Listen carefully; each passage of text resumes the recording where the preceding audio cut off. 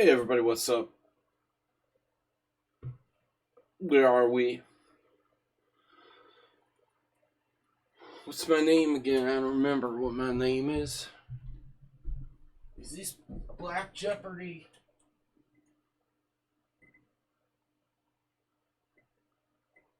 Alright. I thought this was Black Jeopardy. I'll take Black Billionaires for 300, Bob. So, I got the weird sensation this afternoon that I was getting better. Let me fix our info screen here. Text. Alright, properties. This is analysis journey. Always getting better. And my rating keeps dropping.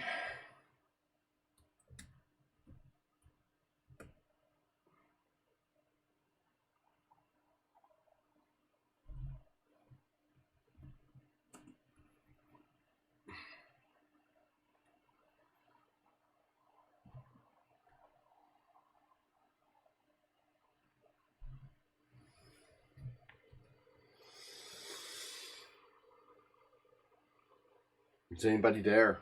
90% of the book variations have no great value because they either contain mistakes or they are based on fallacious assumptions that forget about the openings and spend all that time on endgames. Jose Raul Casablanca.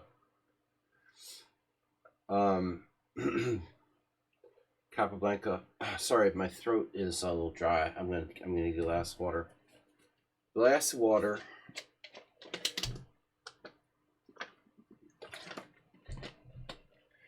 But the COVID is getting a little better, assuming that's what it was. All right, Astrobate is tipped.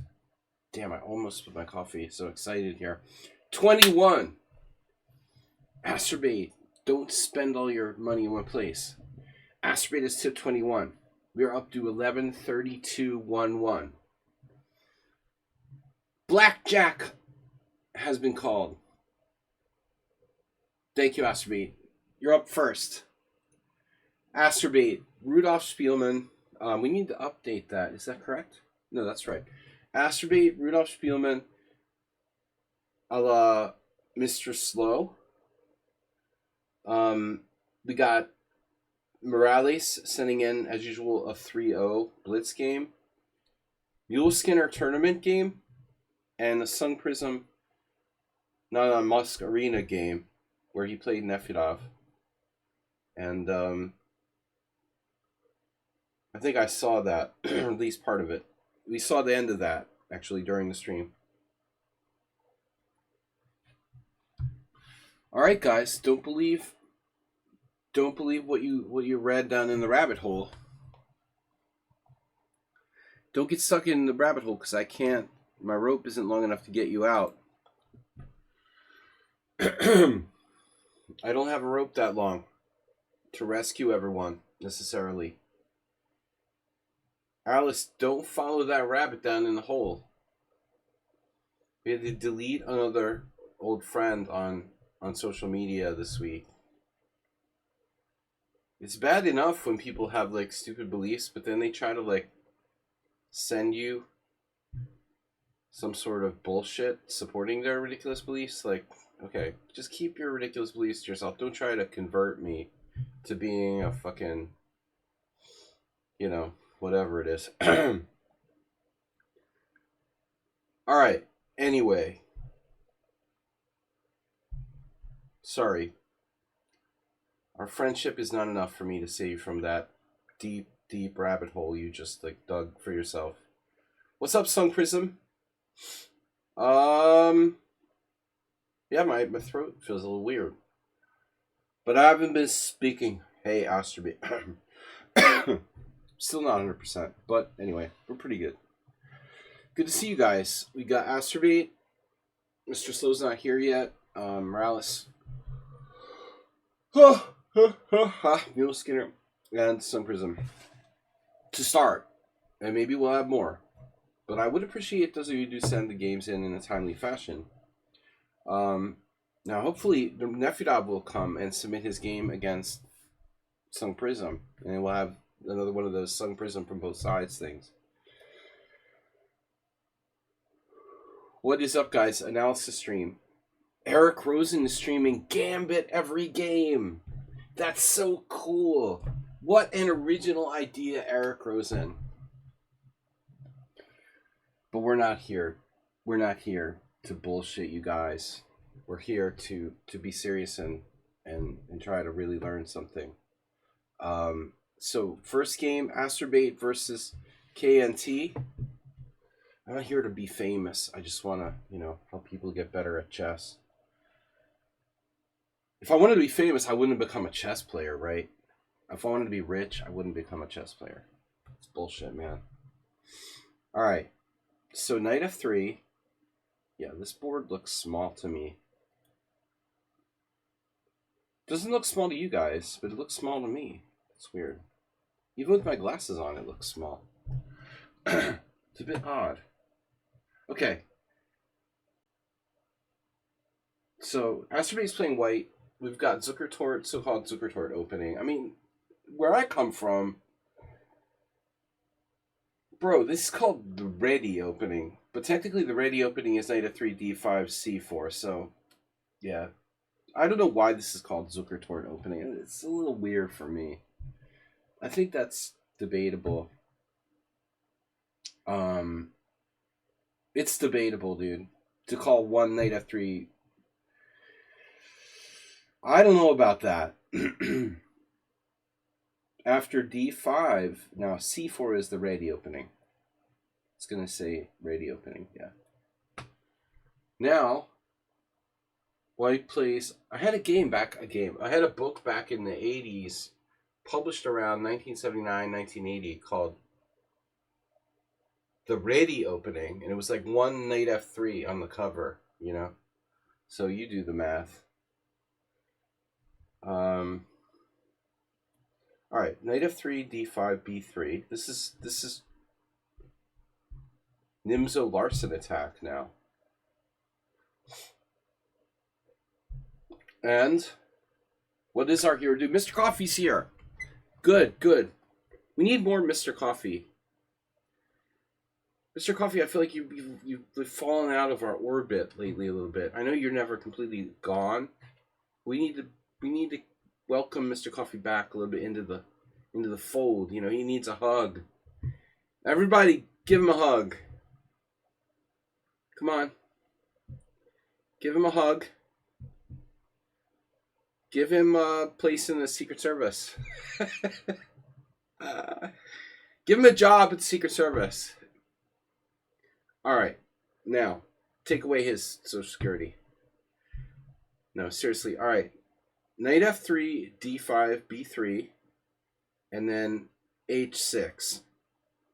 So, h6 is one of those moves that these dudes play who are obsessed with playing like the London system, right? So this is a London system player who wants to play bishop. My assumption would be that it's a London system player who wants to play bishop f5, and they want to be able to pull the bishop back to h7. I would say that's the only good reason to play h6 here. Astrobate is gifting a tier 1 sub to the community. Gifting a total of 782 in the channel. Thank you, Astrobate, for the gift sub. Tier 1 to S.E. Pius. Or Sepius.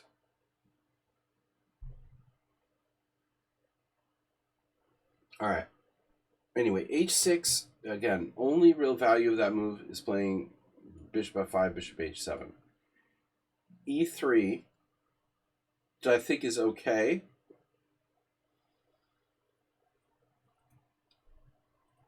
Because if you play c4, I think c4 is interesting here. There's a case to be made for c4. But again, if you wanted to play c4, you could have played on the previous move.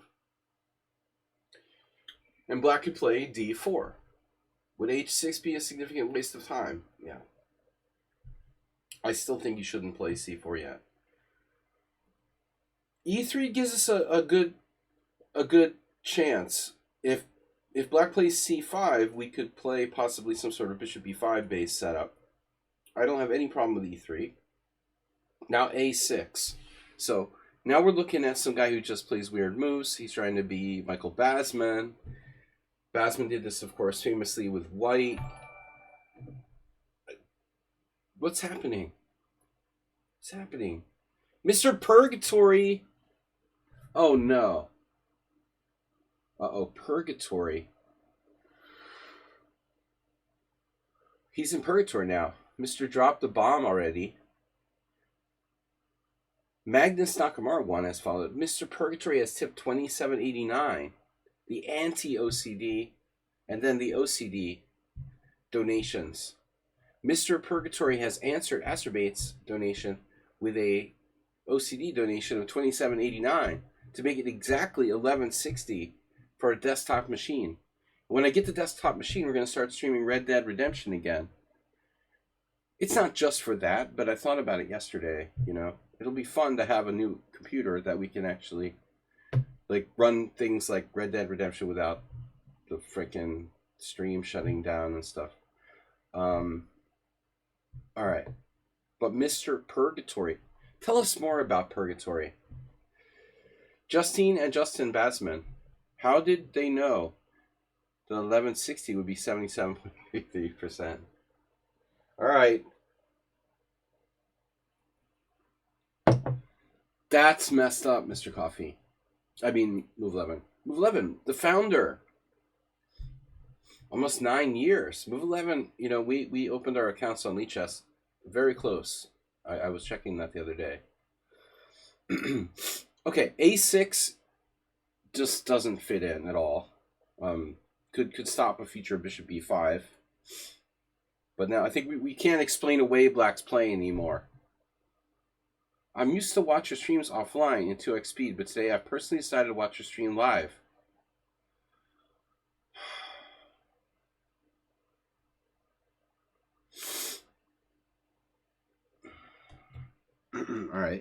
All right, this is cool. Interesting theory. That's an interesting idea. Wow.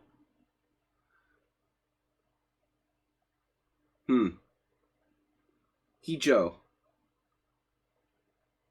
I don't know what to say. My throat hurts. It's hard to speak even like normal speed.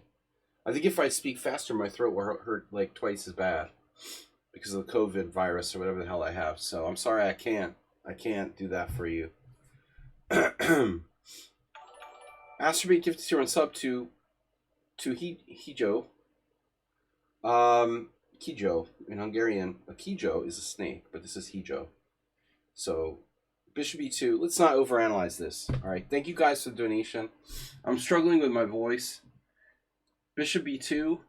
I need some strepsils. If anybody has some strepsils, you go for one right now, or a cough drop.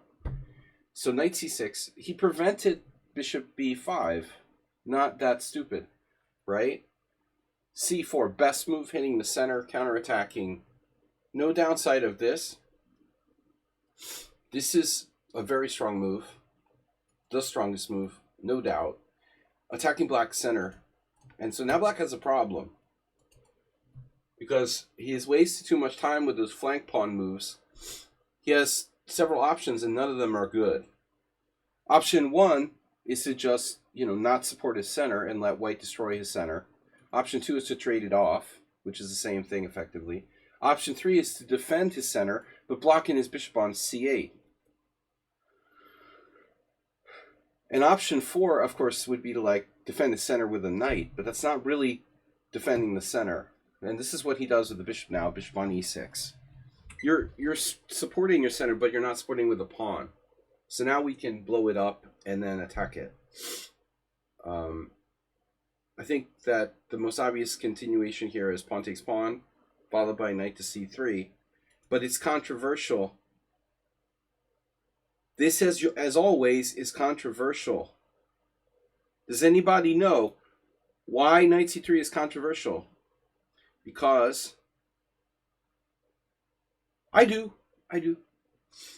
Yeah. You, Saji? Okay. This is controversial because it gets in the way of the bishop on b2. But you can't have everything. You can't have everything. You have a cake there, Kijo. I mean, Kijo, sorry. You're not a snake. Yeah, so, but anyway. Aster just goes here. Good move.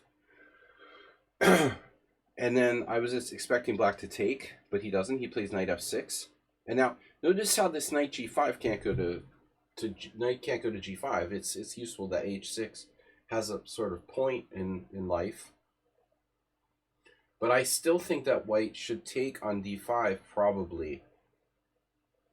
Of course, you could argue that, well, you don't have to take now, and black's not threatening to support his center with a pawn. So there's no obligation. Your money back guarantee. No obligation to trade on d5 now. But in the meantime, what are we going to do? Bring our rook to c1, queen c2, or the following? a3 slow, and I feel this is probably not the best move, but it's not bad. And now bishop g4. Okay, that's illogical. 1 minute he's playing bishop e6, and the next minute he's playing bishop g4. So that doesn't make tons of sense to me. Maybe he should have just played bishop g4 to begin with. But my instinct is to take on d5. If we play this, black has to take back with the knight. Then we can play a number of moves, but let's say knight takes, queen takes, bishop c4, and then I guess queen h5 or queen d7. But it looks like black is worse, but not like lost. I mean, black is just slightly worse. Let's see what you did. h3. h3 is okay. If black wants to trade off the bishop, he should trade off the bishop and play e6. So I would advocate this, followed by this. When black he can at least maintain the strong pawn on d5. But instead he plays h3, bishop h5. But again, what about taking? Maybe we should avail ourselves. Maybe we should avail ourselves of this possibility before it's too late. You know what I mean? You have a chance to destroy his central pawn at d5, Asterbate. And I don't really have a case for why not. After knight takes, what we do next is not obvious. But, you know, I would say if you can trade on d5 before black has a chance to support his center with e6, it should be seriously considered. See, after this move, bishop h5, you played rook c1, and my point would be now black can play e6. And I don't think his position is all that bad, you know. He got his bishop outside the pawn chain.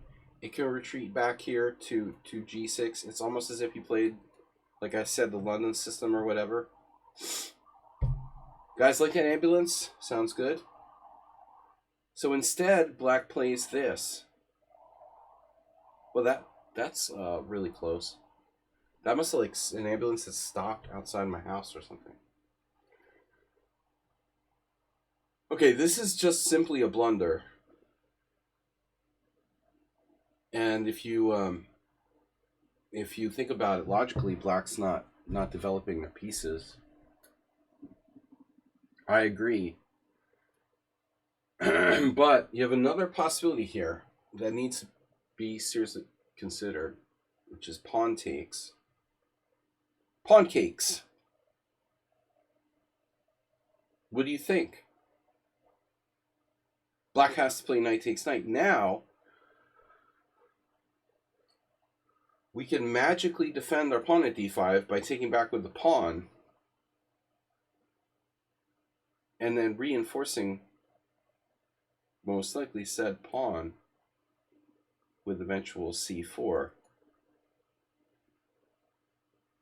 So you actually have a legit question here. As to which way to play this, I'm not sure. I think this is a very serious consideration. Takes, knight takes. We don't want to give him the pawn back. If knight e5, for example, bishop e2. I don't know. Both are good. You know, I think knight takes d5 is also good. That's what you did. Black is down a central pawn, e6.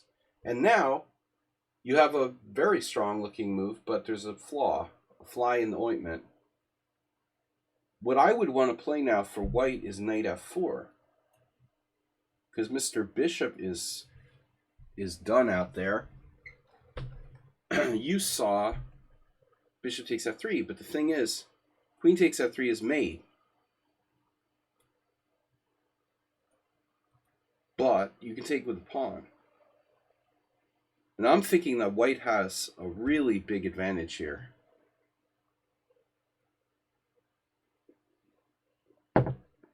Huge. But okay. It's not forced. You're not obligated. You're not obligated to do that. The text move, I feel, is rather risky. This is rather risky. You're weakening your king side and pawn structure. So I don't think you should do that. But I think that despite this move being risky, you're still much better. So if he takes, you take, and now again, white's better, but I mean, I don't know about this whole doubled pawns or pawn out on h5. It's a bit risky. So I think the g4 was unnecessary. Now knight f4, but it's a little late for knight f4 now. Bishop h7. And now we're just up a pawn. Good. d3, knight f6, clear pawn up, bishop g2. What about Mr. d3 pawn? Calculated decision to play d3 because you see that knight g5, g5 rather, would be answered by knight h5, presumably.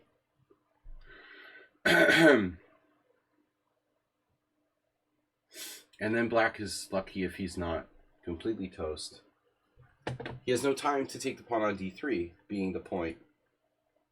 No time to take the pawn.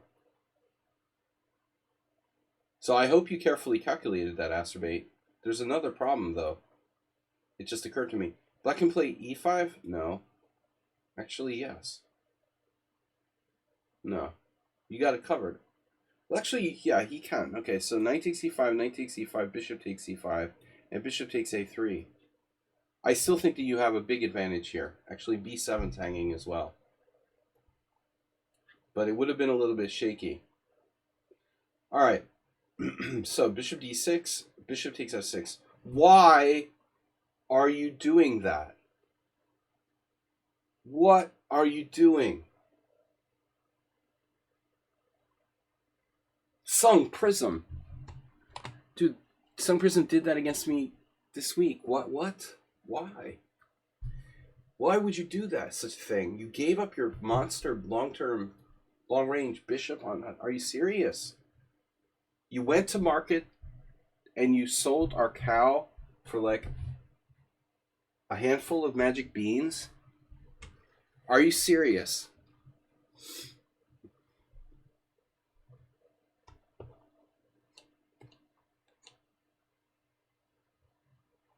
No.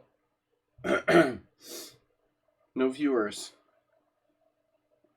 Do you guys... No, it's analysis. No playing viewers. No, today is analysis day. Yeah, boring stuff. Analysis. Trying to get better. I do play viewers tomorrow, actually, but at a different time in the morning.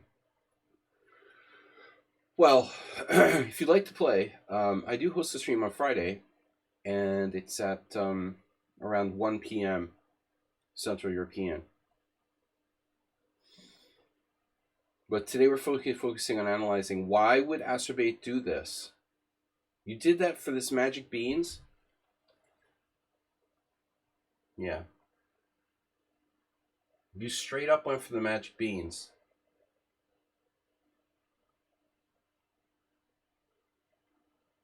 What would Mother say when you come home with just a handful of magic beans? You've got an attack on G7. You can't even trap the queen after queen G6, knight H4 because black has queen takes D3. So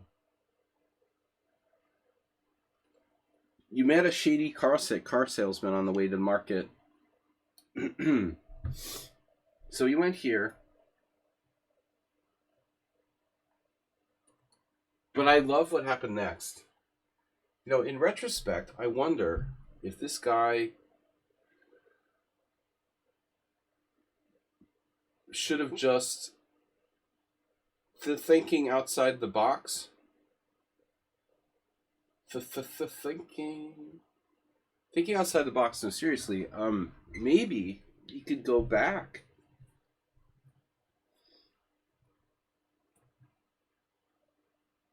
And after knight takes G7 check, king F8, knight H5, he has bishop takes A3. So I would say you should actually play B4 yourself. Oh man, there's a really funny tactic here. Bishop takes D3. That doesn't work.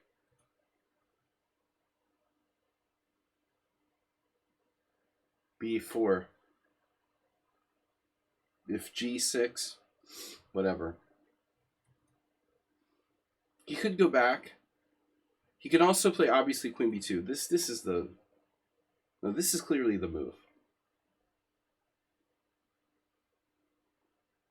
No, this is clearly the move. This isn't even close.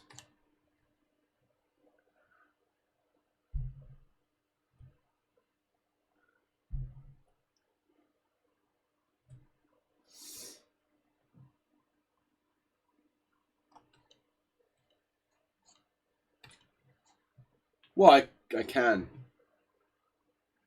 Ask for a hall pass. Queen takes B2.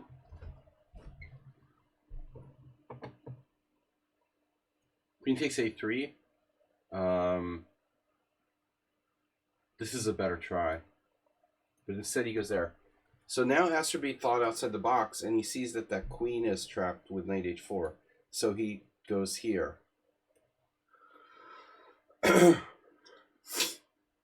There are other ways to do this. You know, you could play just like E4. That would weaken your structure.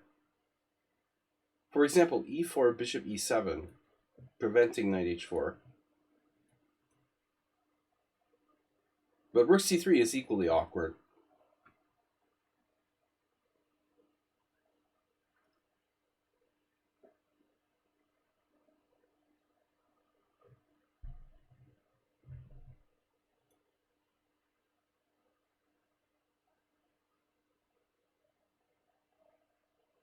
Oh man, can we get a timeout?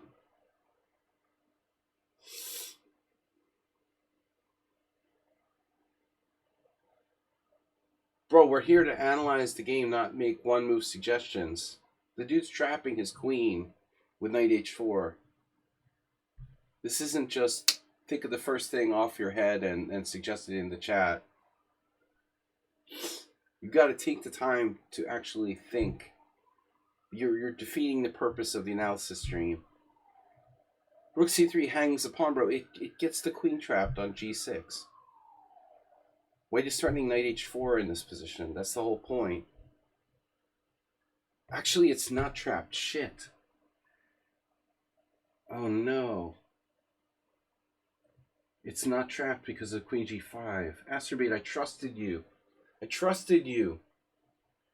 I trusted you. You lied to me, Astrobate. I thought the queen was trapped the whole time. Yeah, so it's true. This is a lie. I thought the queen was trapped. It's not trapped. He's just going to G5. I think he thought he was trapping the queen. That's why. Maybe not, though. Maybe not. Maybe the truth is that he didn't know he had a better. He didn't know what to do.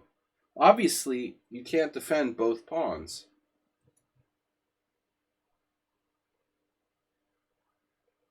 You can't. You just simply can't defend both pawns. It's a bad plan in the first place. What white did with bishop takes f6 was a bad mistake, and now there are simply two threats, and you cannot defend against them both, apparently. And I agree that rook c3 is not the best way to go.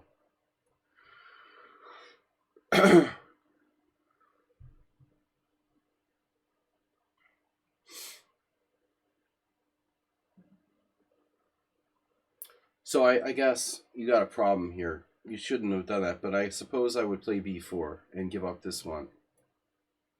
And trade queens and take on g7 with check. You win a pawn back in that line at least.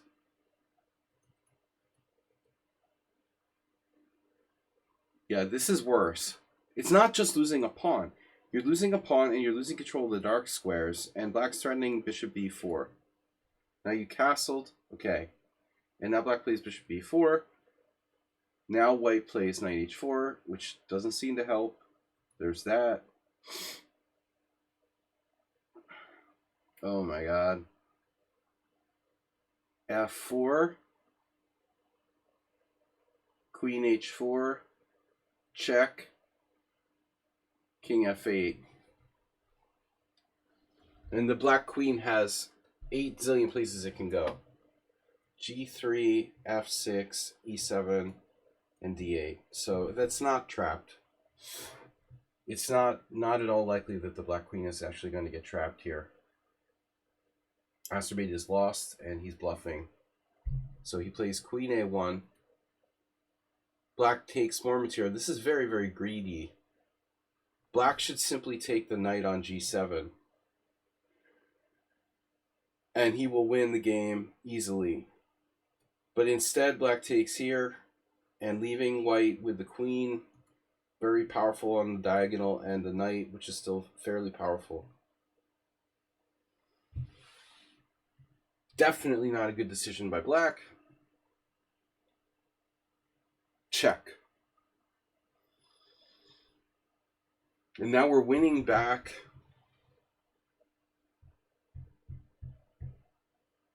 What are we winning back, actually? After king e7, it looks like black is probably still winning.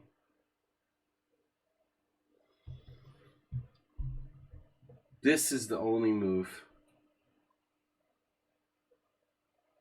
that looks to me like it's clearly winning.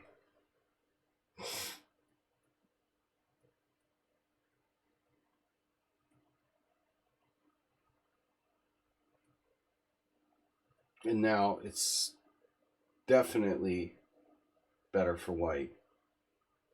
Check, king e7, queen takes h8. We're expecting queen takes a8.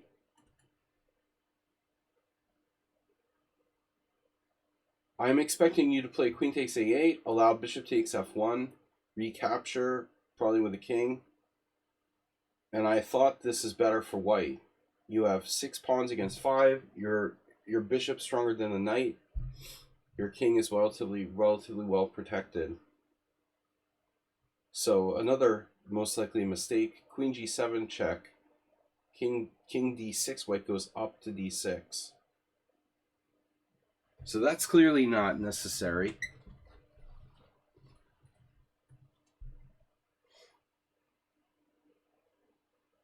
But I could see that, maybe black is concerned about stuff like rook d1. If he crosses over, there's this type of thing. Or takes and then that. Yeah, I mean, this is like really, really bad for black. Takes, and then rook d1. Actually, that's not really bad because queen g3 check. In any case, we could take that rook on a8. But this move is like, whoa, you want to get mated. Still, there's no easy solution. Rook d1. Black has knight b4. He has knight b4. And then queen e5 check. And then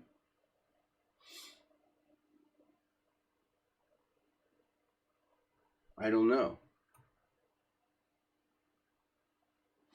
I guess at the end of the day, we should just be taking that rook in the first place. Here, this is not a good game, Masturbate. This is a very bad game. Black clearly doesn't have to play king c5 here. Really, knight b4 doesn't help. c5 check apparently wins. Wow. It's made in 16. I missed that. My bad. I missed made in 16. But it makes sense. You got the queen coming over here. All right, so king c5 is lost. Black is lost. Wow. Surprising. He should have played king e8 though. Yeah, I mean I'm never playing king d6 in this position. There's no way. There's literally no way I would ever play that move. There's no way I'm playing that move. He already could have won the rook on a8, a minute ago. There's nothing to like be afraid of. What are you gonna do? Check me on the back rank and take my rook? You could have taken it last move. So that's fine. I mean, take it. What are you gonna do to me? I think it's okay. Black can survive, but this is crazy. Check, takes, and now it's a game. Now we're hunting the king, and the king needs to go back here.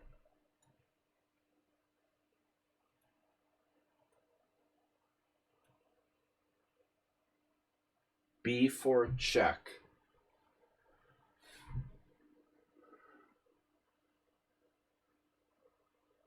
So what happens on king takes b4?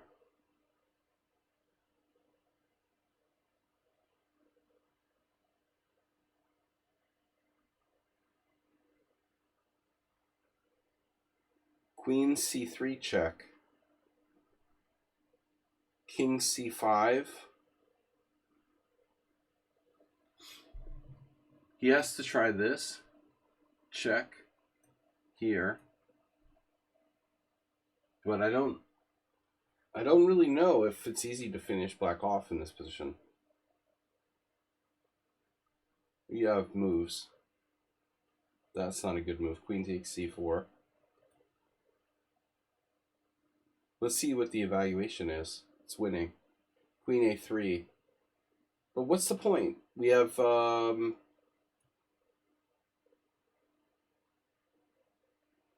what? Rook takes b7. What's the point here? Check. Rook b3. Oh, king a7. Oh my god. And queen c5 check. Wow. So that's actually finished. b4 works. In fact, he should probably go back then. In retrospect. Black's best defense is king b6. That's not good. All right, we got weird stuff happening with my USB drive. So we'll see what happens there. Stream will probably cut out. Where is everyone? Where are all of our regular viewers and our subscribers? This stream is for subscribers. Oh, I didn't mention that. If you'd like to submit a game, you have to be a subscriber to my channel. And it helps if you send in the games in advance. Asterbait, Akiba Rubinstein, Rudolph Spielman, Morales, Mule Skinner, Sun Prism, everyone sent me these games in advance, which I meticulously analyzed for days before presenting here on the stream.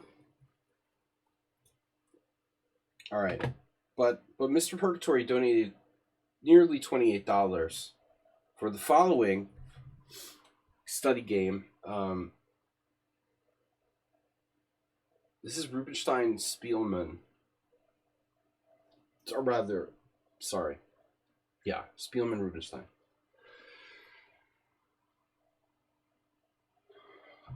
I just want to check this Carlsbad 1911 there was a whole series of very strong tournaments in Carlo Vivari. What was then? I don't know. To be honest, I don't know if that was still was Carlo Vivari part of the Hungarian Austro-Hungarian monarchy. This is right before World War One. Anyways, all right, not so important. Spielman playing white, Rubinstein is black, and our little focus here is on Spielman's games. But Rubinstein is one of my favorites. So he plays black here with e5. White plays knight f3, knight c6, the best move. And then, I mean, the Petrov is good too. But objectively, I think knight c6 is the main move. And then knight to c3. So, nothing wrong with knight c3. White retains, various options by playing this move. We can still play bishop e5. We can still play d4. We can still play bishop c4 in a lot of positions. We can still play like g3 if we want to. So I think one of the nice things about the, whatever it's called this, three knights game, is that there's a lot of flexibility, different plans to choose from. Black plays knight f6, and then now this is objectively the best move for white. I've never been a huge fan of the Scotch 4 knights. It's pretty equal. That's shocking. That statistic right there. 5,000 over the board games at master level, and black is a plus score. But there's a lot of different moves white can play. I mean, a3, the Gunzburg variation, bishop e2. There's g3, Gleck variation. Bishop c4 sucks. A lot of beginners play this move. But black just equalizes by force after knight takes e4. So I don't know why people would want to play that unless they're trying to draw with white, and even then I don't think it's the greatest. And then h3, which is a relatively new idea. So main line. And now you guys maybe don't know, but the following move is actually named after Rubinstein. And I think that knight d4 is probably black's best move, objectively. But the problem is that, and this wouldn't be a problem, I don't know why he didn't play this move against Spielman. He probably did in another game, who knows. But there is a draw. This is a very drawish variation after knight takes d4, pawn takes d4. If white plays this, you can't avoid it. Knight takes d4, pawn takes d4, e5, d takes c3, pawn takes f6. And it's not a dead draw, but it's very drawish. So white has that option to kind of chicken out if you play knight d4. And Rubinstein, well, he played both. He also played bishop b4. And I just want to say that, like, for example, bishop c5 is fine too, transposing to the Spanish classical 4 knights. All right, anyway, bishop e4, castles, d3, d6, and now, I guess there are different moves, but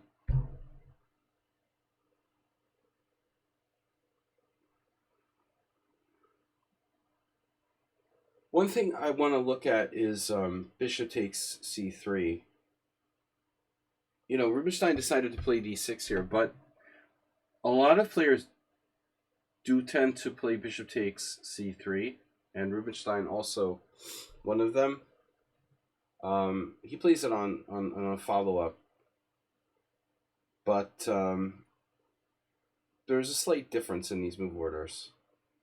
So now bishop g5, and then threatening knight d5. So he basically waits until this is an active threat.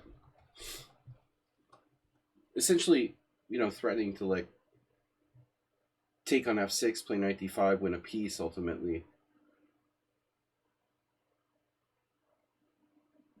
There's this funny variation. Have you guys ever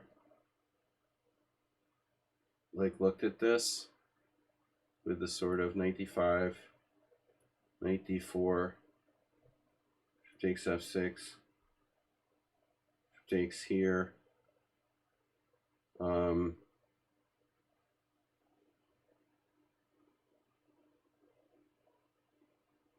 Yeah, this doesn't work in this position. But anyway.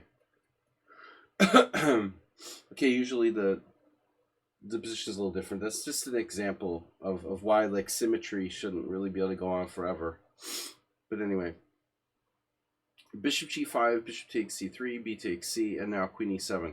Now I don't know, Mr. Slow, if this game was the first time that Rubinstein played this plan or not, but I can confidently say that this game is undoubtedly included in 500 Master Games of Chess, which is the mammoth, book of classical games that Tartakover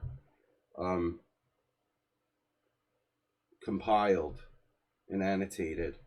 And if anybody here wants to familiarize yourself with the greatest games ever played and buy a book that contains most of those games, then that's a good purchase. I think Tartakover's Compendium is a good way to go. One book with basically almost all the important games before 1940. Anyway, this plan is something that Rubinstein also used with white in the exchange Roy Lopez, where he played like knight c3, queen e2, knight d1, and knight e3. So this is something he was fond of. It's an interesting idea. How does black break this pin without weakening his king side? The idea is that the knight comes back to d8. And then he'll follow up. He later follows up with knight e6. Attacking knight bishop on g5. And I don't know, frankly, if this had been played prior, or if Rubinstein himself invented the maneuver. I'm not sure. You'd have to ask Edward Winter, one of Mr. Slow's relatives. Okay, so rook e1, a classical move, reinforcing the center, but this is also going to be important because this bishop will come back. It will come back. Sorry, guys, I had the hiccups. Come back to f1. All right. Now knight d8, and then d4. So we got main line, 4 knights with bishop e4. Now, the other thing about this line that isn't that simple for me is black will play a lot of times with the c-pawn. But the thing about that is, like, where do you want to like put your c-pawn? I mean, do you really want to play c6? Because I've seen some strong players bring this bishop. John Curdo used to bring it back to c1. Now, if you go c6, for example, that bishop pops back to c1 and back out to a3. You get fried on that diagonal. It's very possible if you weaken your dark squares. Oftentimes, the pawn will go up to c5, and then that'll be fine. You won't have a problem with the dark squares, but you will have a problem with your d5 square and the white squares. If you play e5 and c5 with black, then what do you do about the white squares, f5 and d5? So I think that the moral of the story is that white has the two bishops and black has to be careful, because if he commits himself one way or the other, he could have a very serious weakness on, one color complex. He has to be especially careful about the dark squares, because white has a dark square bishop and black doesn't. So watch what happens here. So knight e6. Now, clearly, this bishop can go to h4 and maintain the pin. And there's quite a number of games where that happened. Now, ask yourself this question, self. Why not bishop h4? I think there are a couple of issues.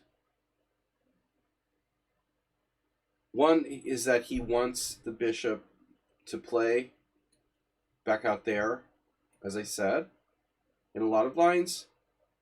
But the second one is that this knight could be a real monster if it gets in on f4. So this isn't just an offensive plan, right? White coming back to c1 now. This is also a defensive move from the standpoint of, if you try to play knight f4, I'm going to blast that out of the sky.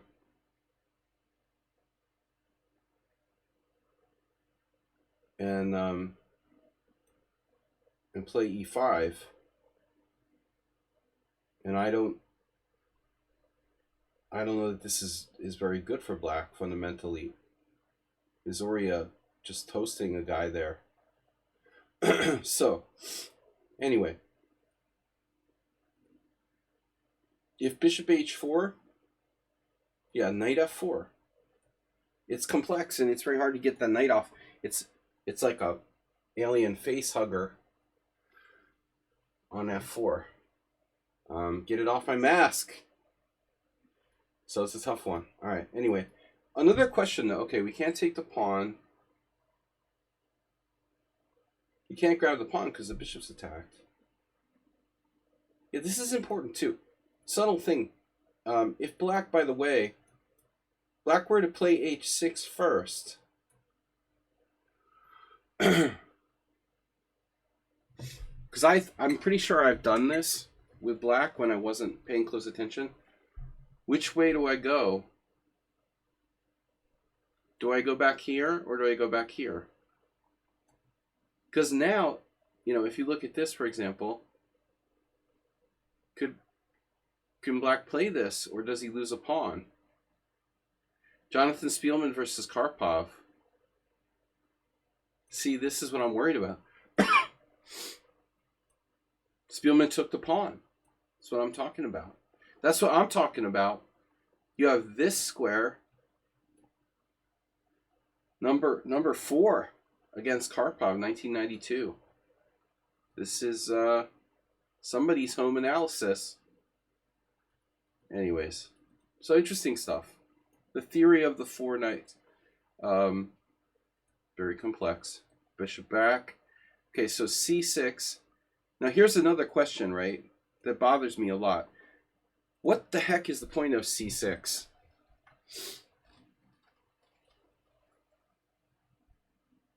You guys, that bishop isn't hurting anybody. Is he hurting anybody? Is he bothering you? Astrobate, is he bothering you? Like Curdo would get, he would always get play on the line here.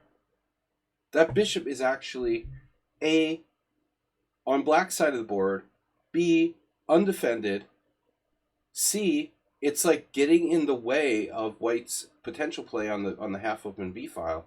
So why should black attack it and weaken black's pawns in order to do so? So you can see that this move, it's like kind of a Rubinstein's move is a little bit of I guess I'll call it like a gut reaction, knee-jerk reaction, right? This move though, I mean, do you really you really want to force him back to a safe position? Now, there apparently are people who play this move, which Rubinstein does later. You get a square. It's an idea. But I think you might want to check this out. So after this, the main move for black is actually c5. But I just want to warn everybody that this is not a walk in the park either. Because Mikhail Bafinik said that the d5 square was important. So I'm just saying, like, this is a very Nimzo, double pawns. This square goes long term. Black could be in for a real torturous afternoon. I'm not sure that this is all that great either. And then there's the compromise, like rook d8, hope chess move. So I don't think it's easy for black, to decide which way to play this. c6, bishop f1, and now rook d8. But judging by the stats, it looks like queen c7 is probably best. But we transpose, I think. Rook d8, g3, and now queen c7. And it's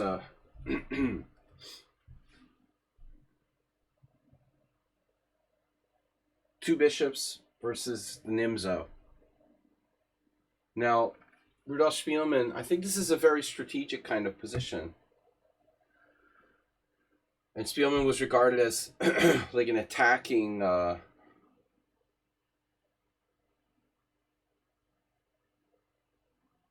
anybody have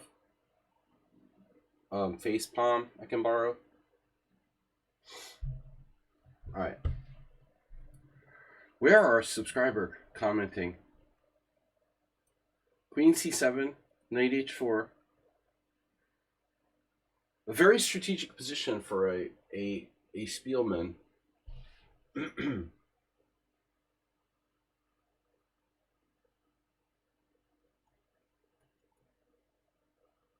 No doubt this is inspiration for attacking players in the future. If the knight gets into f5, how are we getting it out of there? And do you want to play g6 to prevent it from going in there at the cost of like weakening your whole dark squares forever? So I think this is an unpleasant position for black.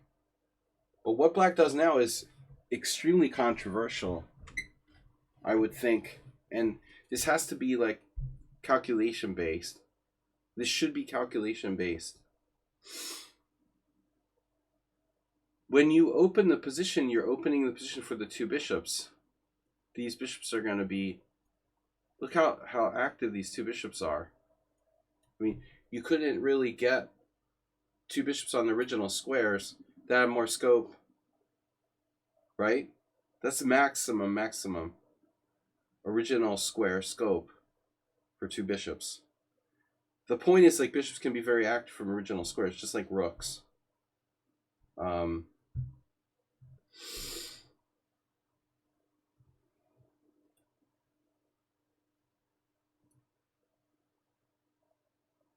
So this is a risky move by black. He plays d5, opening it up, playing for his active rook here. But I mean, there goes the center. There goes potentially our control of e5.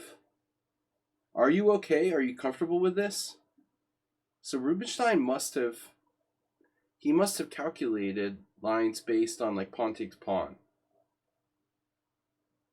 The question would be, what did black intend to play if pawn takes e5, melting down his center?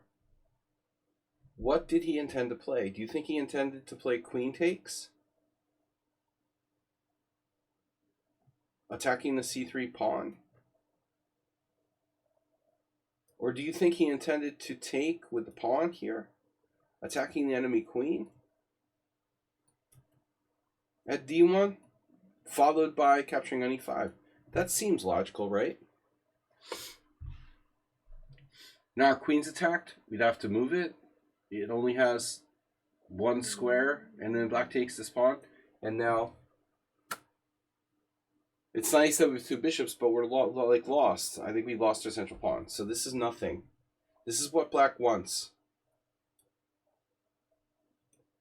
you know, and so Rubinstein calculated, he figured this doesn't work, and this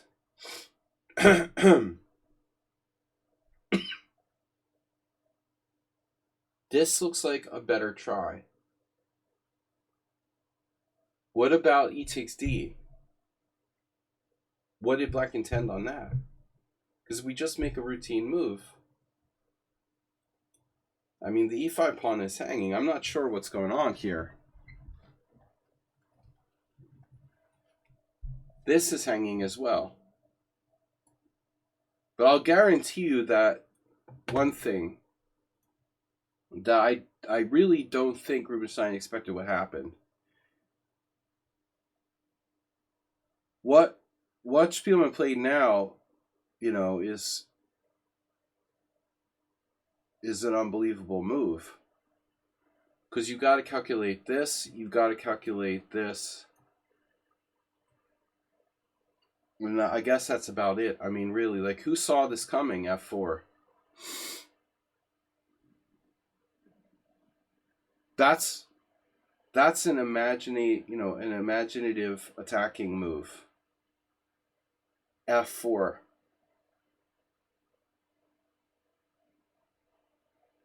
So it's kind of a sealer sweeper. If I take here, I push. If I take here, I push.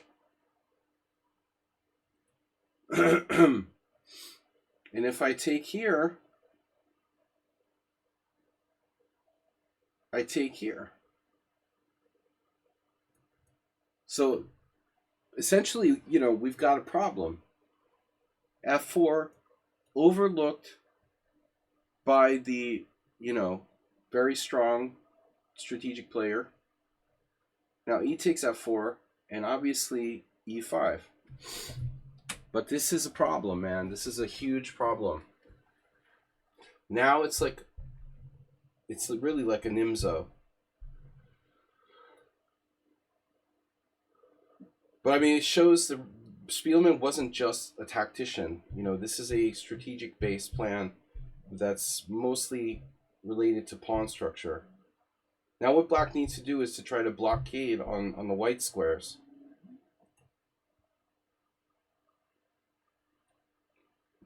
And this reminds us of very famous game Capablanca.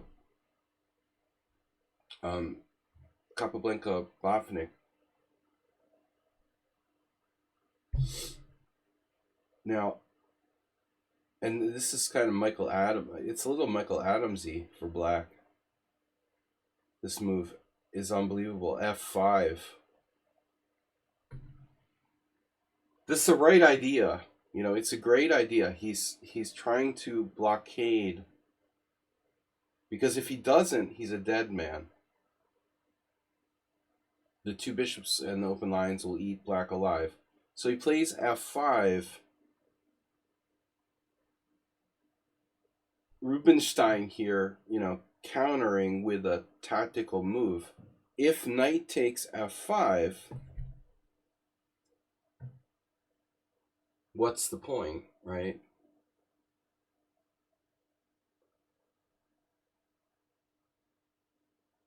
What does black answer? Knight f4.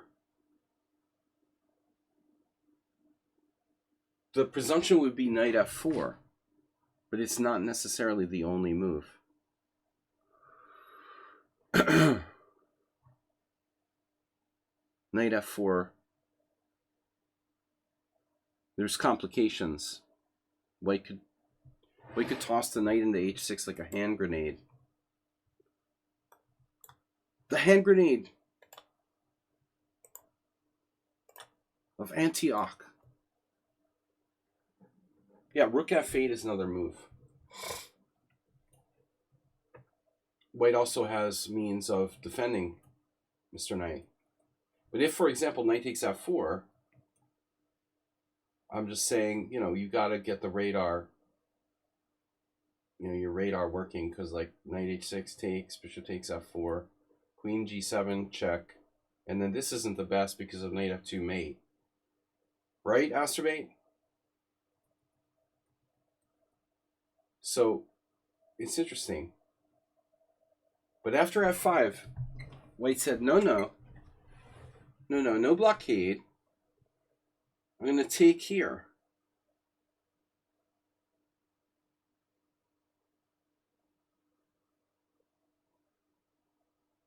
White remains with very good control of e5. Now what is black going to do? I wonder. Black wants to blockade. But for example, g6, f5.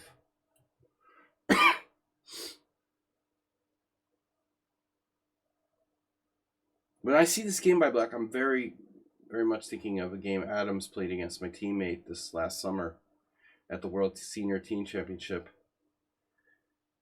And also Botvinnik Capablanca, where Capablanca tried to defend, blockading the king side against a pawn ruler with f5. It's a very good try. Knight takes f5, knight takes f4. And this is best. And f5 is best. So now pawn takes, and now black. One thing I was thinking here, and I don't know, Mr. Slow is here or not. He's very quiet, but I'll tell you what I don't like about this position. Black's knight on e4 is great. And it's a pity to take the knight off of e4 to bring it back to f6. So I have to admit, like, I was thinking about this move, and it looks scary. And I think the computer suggested g takes f.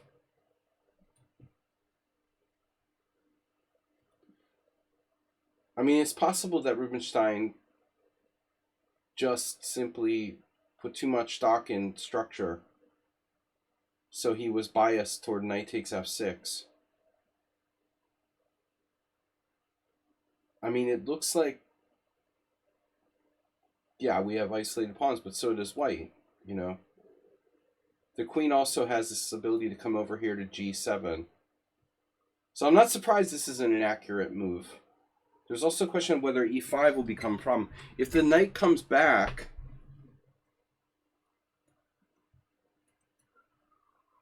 but watch what happens next. Okay, f5. I was wondering about bishop d3, because I don't like this guy getting to this diagonal. Let it be great. So you don't have to make it great again.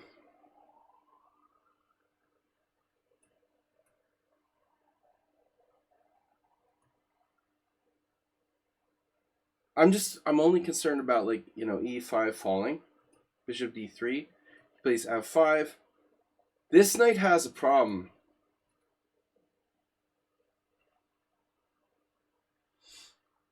I think there's another point here that we didn't really look at, but by the way,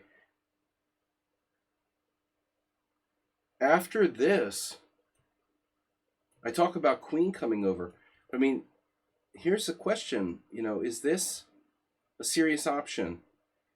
Is this a serious option?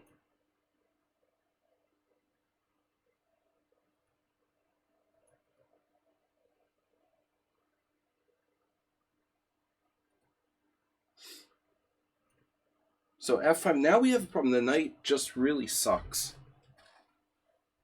This knight sucks forever. But you can never get mated with the knight on f8.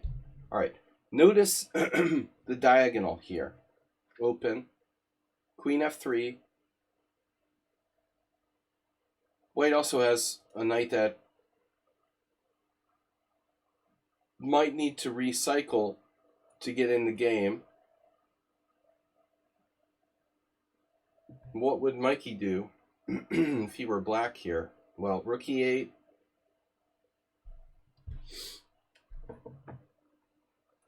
I mean, if these dark squares go,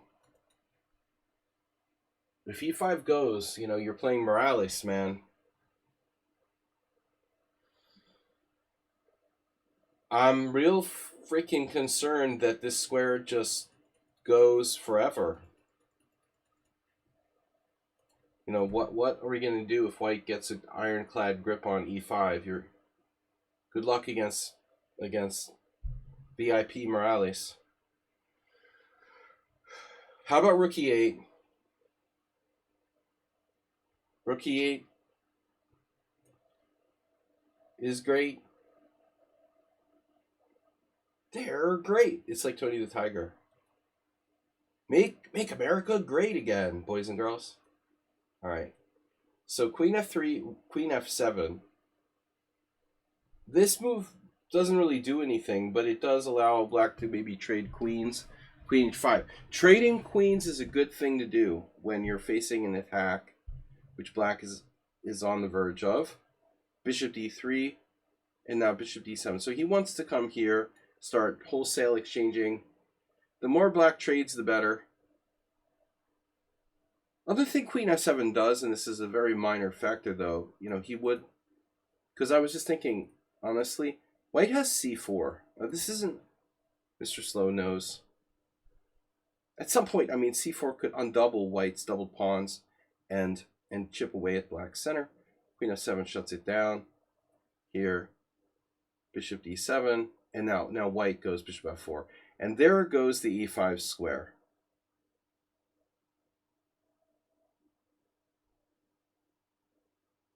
But this game is from 500 Master Games of Chess. This is one of the earlier chapters in the book, I believe. Well, first there's a Joko piano, and then it's like Roy Lopez. Or no, maybe. Actually, I don't remember. I don't remember what's second, but it's in the fairly early games. Bishop f4, rook e8, and then boom. Super bishop, and nobody can touch it. It's like cutting the board in half. And now we talk about how Rubinstein made the fateful decision not to take with the pawn on f6. If he had taken with the pawn on f6, he would have risked the g file being open in order to keep control of the e5 central point. Now he tries to get counterplay with c5, which I think is a very reasonable try. And then white has to seriously consider taking said pawn, because said pawn, you know, is takeable. A, it's takeable, and B, we can bring the bishop back to d4.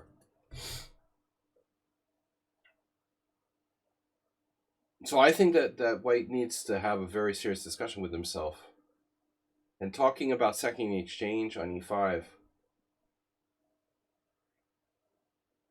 Well, no, not here for black, but I don't know. You know, this is going to be tough. Like, for example, bishop c6, bishop d4.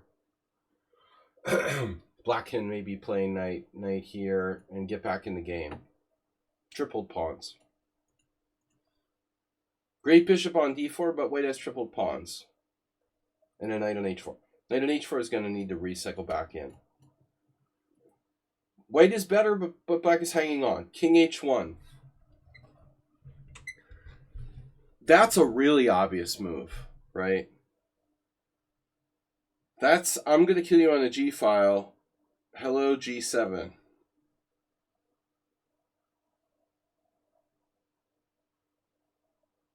Now c4, that's a problem. We can't give up a piece. Bishop e2, not to block the rooks. The problem is now black played c5 but lost any pressure on the center. Bishop c6, and now his last hope is to chuck the knight into e4. But that's hope chess, because white's not going to take it with anything. I'm expecting rook g1. Doesn't. First plays this.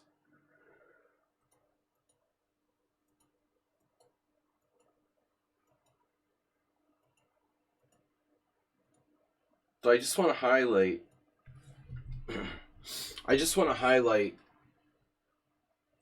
this here. Ultimately, to understand what's happening here, You have to look at the position and view it under, from perspective of color complex. How is black going to defend when he's like one piece down in terms of, controlling the dark squares? Not exactly, to be fair, because black has two knights, and the knights they do have the ability technically to defend the dark squares. But like, for example, how do two knights defend G7? You put one on E8 and the other one on H5. I mean, if G7 is your weak point and white is piling up pressure on the dark squares, it's kind of hard. You definitely can't protect it with your light squared bishop. But, maybe you can protect it with some knight on E8, rook on E7 type of stuff. Here, that reinforces F6, attacks the bishop, but you can't, underestimate the danger of taking that now, because the king is on H1. So he goes here. This is really important.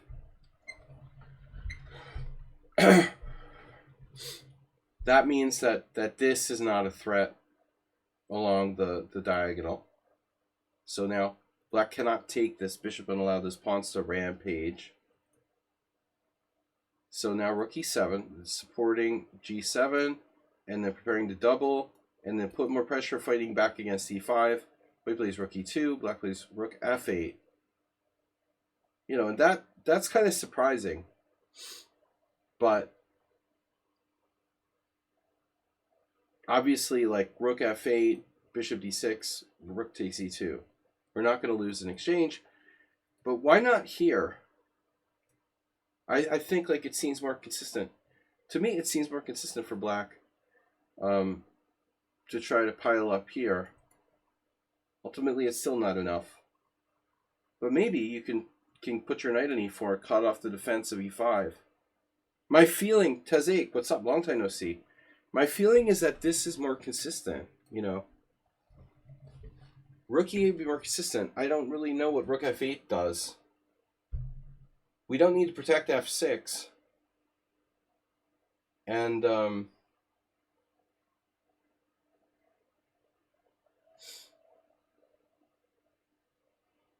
did you ever go to any Turkish markets in Budapest, Tizzy?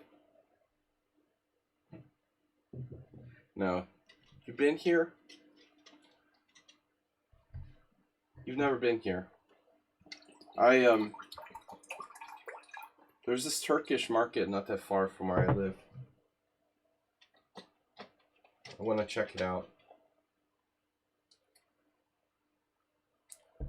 They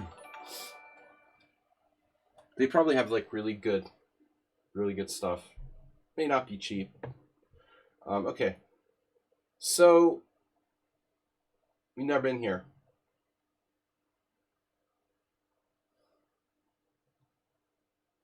Rook f8, rook g1. Yeah, I don't know. Let's check the engine. Yeah, it agrees with me. Although the difference is very, very tiny.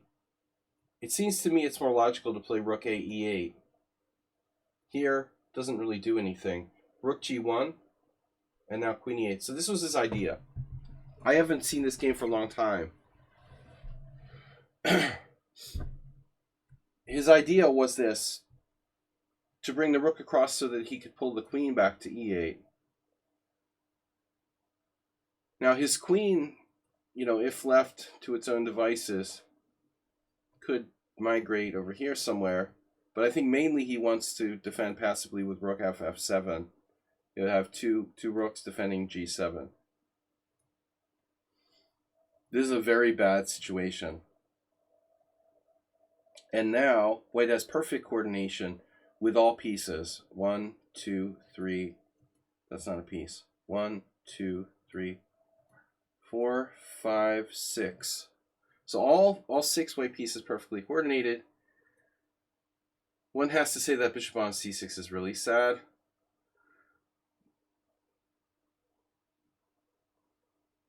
How is that h4 knight going to finish black off? Are we getting in here with knight g6?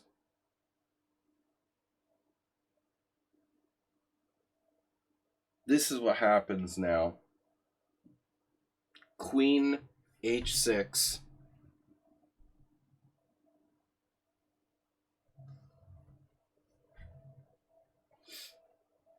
Does white have an active threat?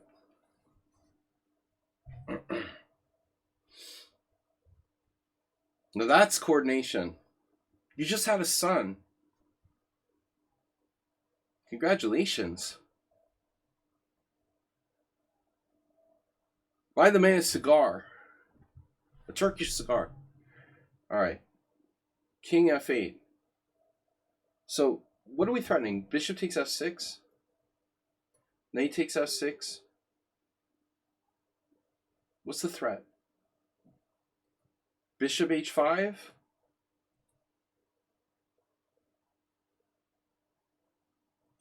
Bishop h5? Knight h5?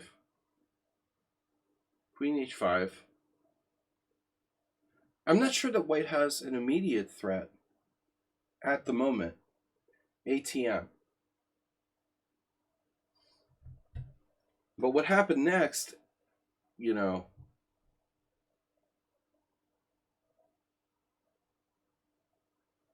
bishop takes, if it was white's move, is he winning? I mean, bishop takes f6, knight takes f6. See, that's the question. Are we actually moving and winning if it's our turn here with white? And if so, what move wins? Because I don't see it.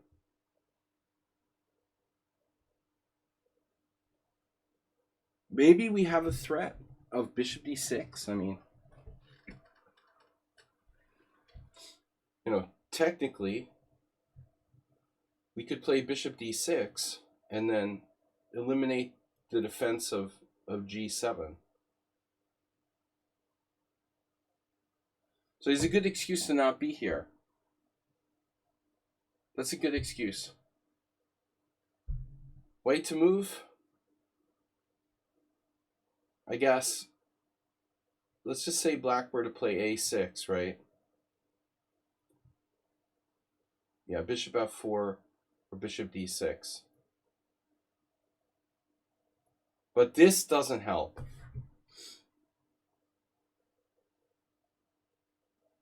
It looks like it helps because it attacks the queen at h6.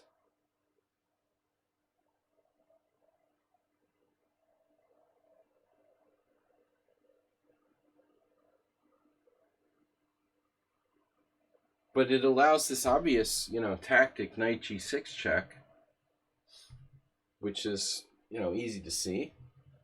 And now pawn takes, queen check, knight g8. And this is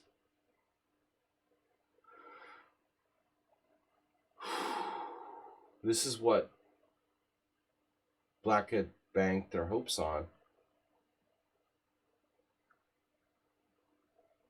Now, beautiful move. Bishop d6. So it's like all in slow motion. How's the Slaggy squares, Mr. Coffee? This is white Slaggy square. And this is black Slaggy square. Not good. That's not good. That's not good spacing. Come on, guys. Spread out a little. Group together. There's no air. Very hard to learn this kind of concept.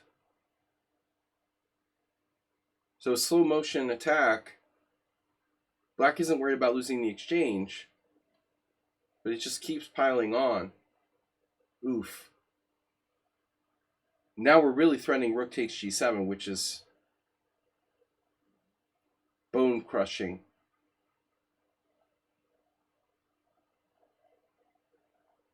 So knight f6. And so black had opened up the threat here. But white does have the rook takes g7 ideas. So the problem is, if we play rook takes g7, We're threatening mate, but black can play rook takes g7, and then on queen takes g7 check, he has king e8, and he's threatening to get away with king d7. I think ultimately this is the problem for white. Our obvious threat was rook takes g7. So Rubinstein hopes that defends, but this move kicks it out. Oof.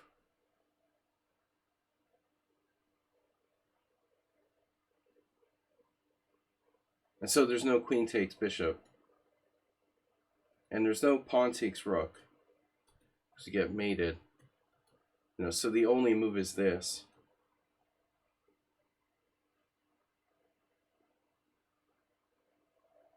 And now we just take on g7. This is the most brutal move.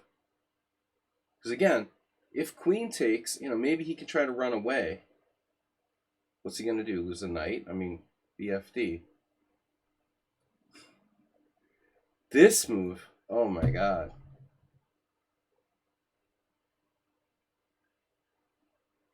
So now he loses everything. Can't take, and white is threatening, queen takes g8 mate, and you can't defend g8. So the only way to continue the game at this point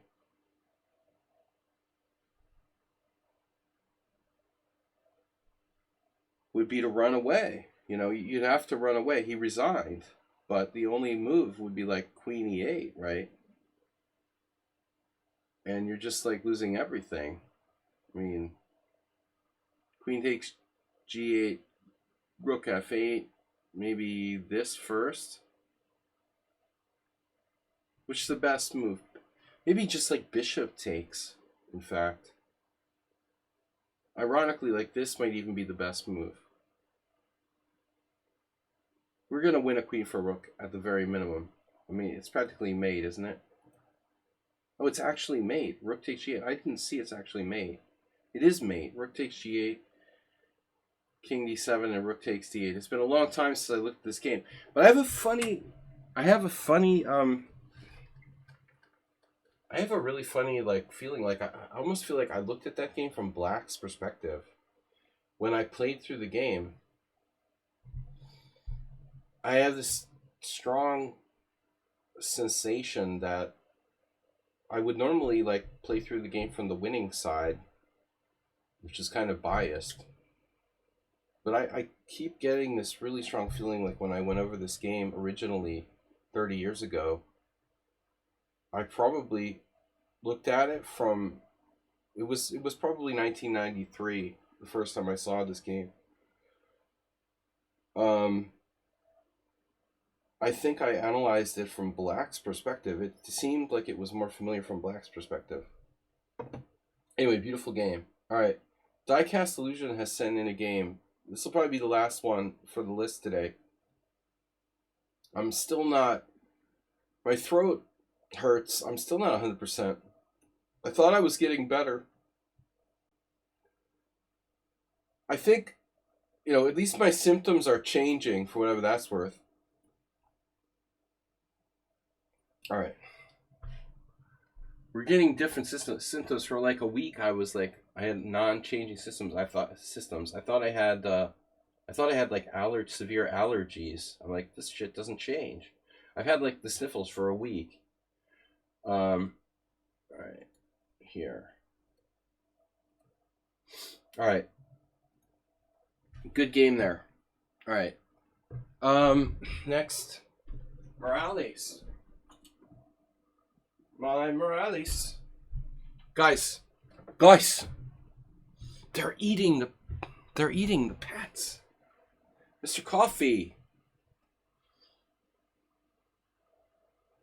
Don't forget. They're eating the pets. They're eating the cats.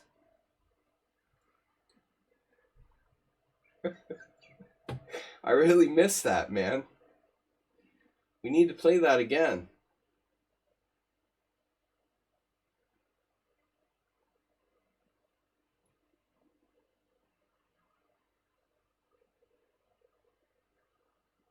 So okay, we're looking at Morales' game.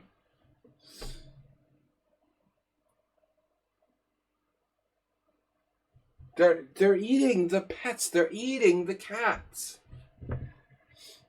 D4, knight f6, knight f3, e6. We're Morales. Morales plays 3-0, and I'll tell you why. Because he doesn't have time. Because he works and he has a family and life sucks. And because people are like, I don't want to play cheaters. And so we try to avoid playing cheaters by playing 3-0. But the problem is that we get shit chess when we play 3-0. Yeah, it's a no-win situation. No, it's 3+1. All right, Morales. Better than 3-0. It's 3+1. This is a 3+1 game. Admittedly better than 3+0. The other day, I played some anonymous games on my phone when I couldn't sleep. I do this a lot. I practice, I play some weak players, there's some occasional good players, occasional cheaters, but I played like a mix of 5-0, 3+2, and 5+3, and they cheated in all time controls, all of those. There were cheaters at all time controls. Not everyone, 1 in 5, but yeah, I mean, like, the average players don't have the capacity to cheat faster than 3+0 or at 3-0 and beyond. Expert cheaters can cheat in 1-0. We know this, so you can't avoid it ultimately. But Morales, I don't know, man. I think you should play like, minimally 3+2 and realistically, like, just play 3+2 or 5+3. But 5+3 is taking a lot of time. All right, so G3. So Morales plays B5. This is kind of Polish defense, effectively, like a Polish defense deferred. But it's not a bad move. Once I had this game against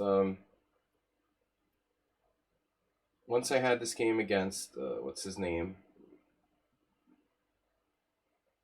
Galashvili, where I was white and I played knight f3 and he played knight f6 and I played g3 and he played b5 and I felt physically sick. I thought I was gonna like vomit because I realized like, oh fuck, what's wrong with me? Like normally I play c4. I don't know what got into me. Like for some reason I always play c4 in this move order, and against Galashvili for no reason whatsoever. I just really don't know why. I literally could just play c4. I played g3 and he played b5 and I realized like, fuck. That's really annoying. Because now he's like preventing me from playing c4. This is not a bad move. And so the same applies to this. After knight f3, e6. That's why g3 is inaccurate. Well, it's not the only reason why g3... It's not to say g3 is entirely inaccurate, But I don't think this is bad.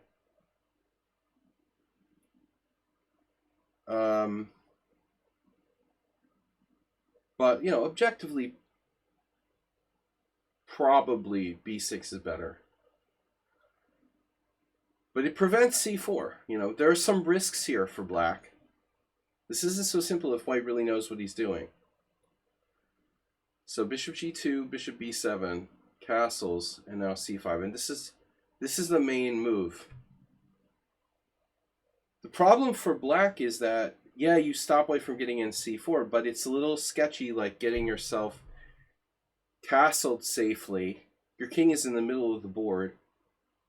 In my experience, I've had some kind of scares, major scares in these types of lines, because there's so much delay in my king getting to a safe position.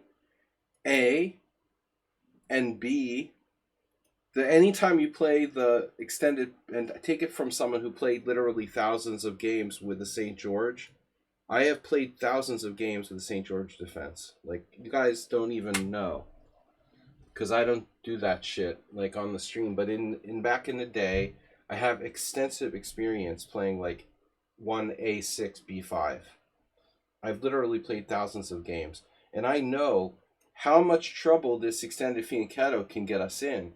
Because at some point, it's going to come down to A4, cracking you like your crab shell is getting smashed. Imagine you're a crab and you're walking along under the ocean, and one day this like foot comes down on you and just smashes you with A4, you know? And your crab shell is just like, that's what it's like when you play extended fianchetto. It's just a matter of time till A4 comes and blows you up. If you go through your whole crab life without somebody smashing your crab shell, you're very lucky indeed. But anyways, okay, so white plays d takes c5. This is a weakish move, but I'm not going to say that it's entirely bad. I played some computer. I played a few computers in my day. I mean, a computer pretending to be a human. And I want to say, like, I think they played some sort of early bishop e3 against me. Even this is possible. Kind of like a Magnus Carlsen Grunfeld in reverse. But probably it was c3 first, and then bishop e3 later. But I don't know, Morales, so you got to really know what you're doing here. Because if you're playing this like without studying it, it's not easy. You have to really get a feel for it. So d takes c5 seems a little weird. Allow black to bring the bishop out with tempo. Why would that be the right move for white? Hubner, Levon, Aronian, 2004. That's really early Aronian, when he was a youngish star. Already a GM, obviously, 2600. Why would Hubner play that move? To kind of maybe avoid main line? I don't know. I don't like d takes c5. So bishop takes c5, and now knight on bd2. You know, another move that white can play will be bishop g5. You can play it right away, and you can play c3 with the idea of playing bishop g5 in the future. So for example, bishop g5 here. All of you who are Mr. Coffee fans, Tory Attack fans out there, it's a Tory Attack Catalan hybrid. Catalan. D takes c5, lame. Okay, bishop takes c5, lame. And now the very, very difficult to find. Are you ready for it? Are you guys ready? Castles. Wow. How did you find that, Morales? Here I am, like, the only thing I'm afraid of is, like, my king not getting out of the center. And you literally got your king out of the center, like, immediately. D takes c5, bishop takes c5, knight d2, castles. And now you've got no problems. You know, your only problem is your extended fianchetto. But it's not a big deal. You know, if a4, you can even play b4 now. So this guy's handling of the position was, like, stupid. And now he plays c4. That's kind of a weird thing to do.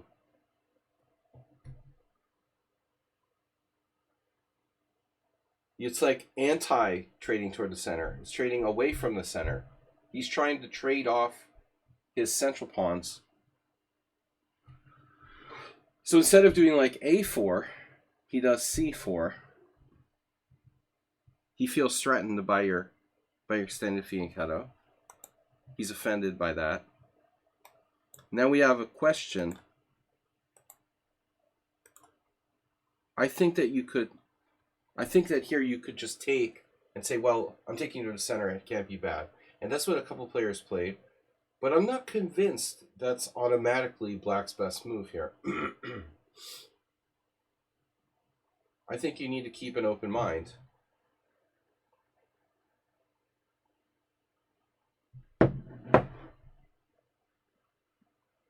why is b takes c4 necessarily black's best move in this position? You could play a6. You could play queen b6.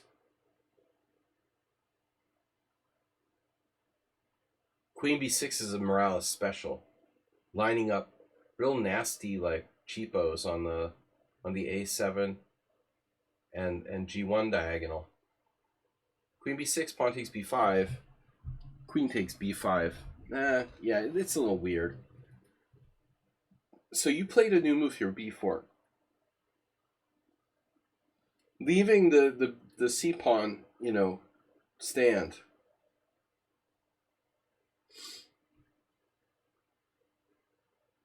This is a tough call. I don't know. Again, this isn't that stupid. Even queen b6, for example, takes. Or a6. Or transposing. Keeping the tension, if you will. Escalante.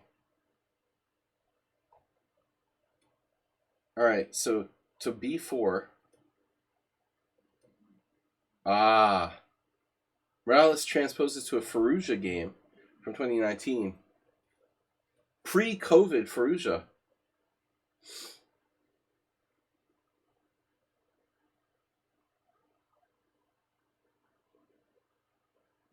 February 2019.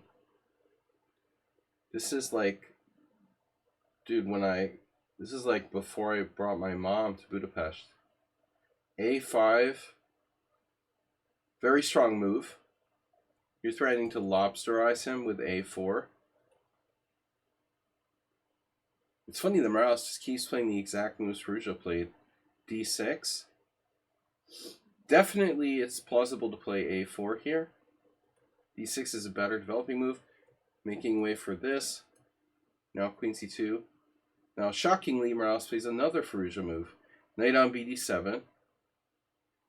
And now the Fallujans are coming. Fallujin's opponent, I guess he was still in Iran. I don't know. When did he move to France? Probably after this,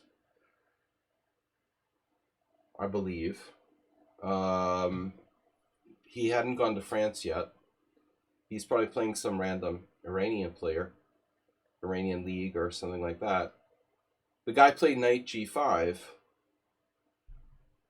which honestly makes some sense. I mean, this move, promoting an exchange of bishops is a normal Catalan thing to do. And if you trade bishops, I think that's okay for white. But Fallujah played d5.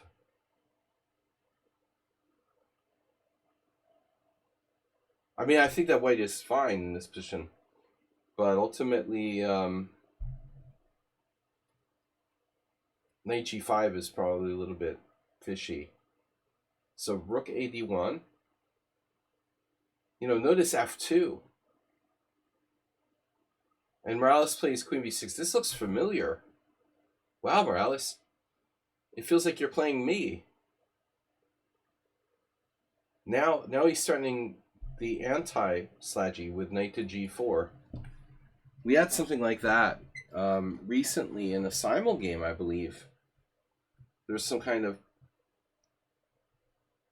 very primitive attacking against f2. And now white defends against that by playing h3. Although watch your g3 now. By playing h3, you weaken g3. Come back, I'll be threatening to take on g3. And now you go like with a surprising move. I would have been thinking like black will be leveraging a4. But maybe you're keeping that in reserve.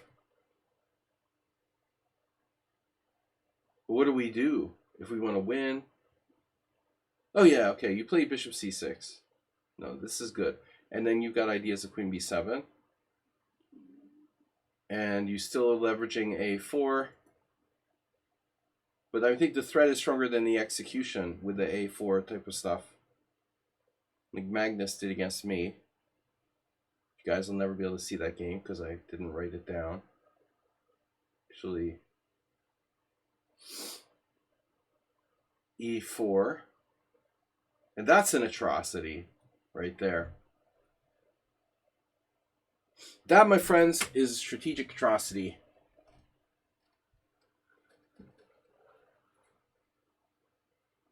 Because the dark squares are weak.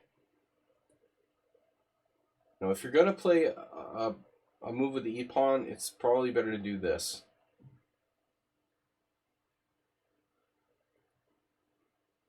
But after e4, I mean, there's no recovering this. This diagonal is gone forever.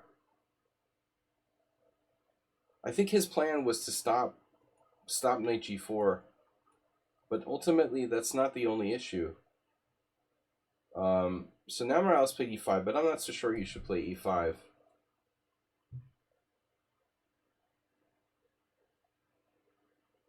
course, it's not easy to say. It's a blitz game. Very high quality play by black here. It's hard to say. I don't know. You got to leverage the queen side. Maybe you want to play this at some point. I don't really see any downside of doing this. You know, what's going to happen? You're threatening to open up the A file to in your favor, and B4 is very strong. So instead he goes E5. I mean, this is kind of committal. And I don't really see why we need to play it necessarily. All right, knight H4, and this is obviously a good move. Okay, knight H4 is bad. White thinks he's like Rudolf Spielmann. The Saint of Four Knights. So now if king h2, f2 falls. Well, he plays bishop f3. Okay, that's the idea of king g2. And now a4, leveraging the queen side. King g2. Now your knight has no squares to go to. And you're still not threatening f4. So white is... I don't know what white can do. I mean, I just don't really see a plan at all. Take, and rook a2. Now rook a1, rook a8, rook a2, rook a2, queen b1, queen a7, and then king h2.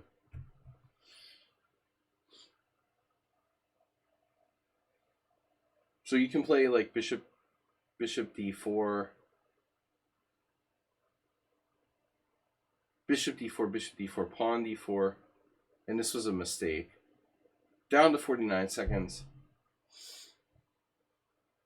It's hard to be patient indefinitely. You had bishop takes f2 apparently.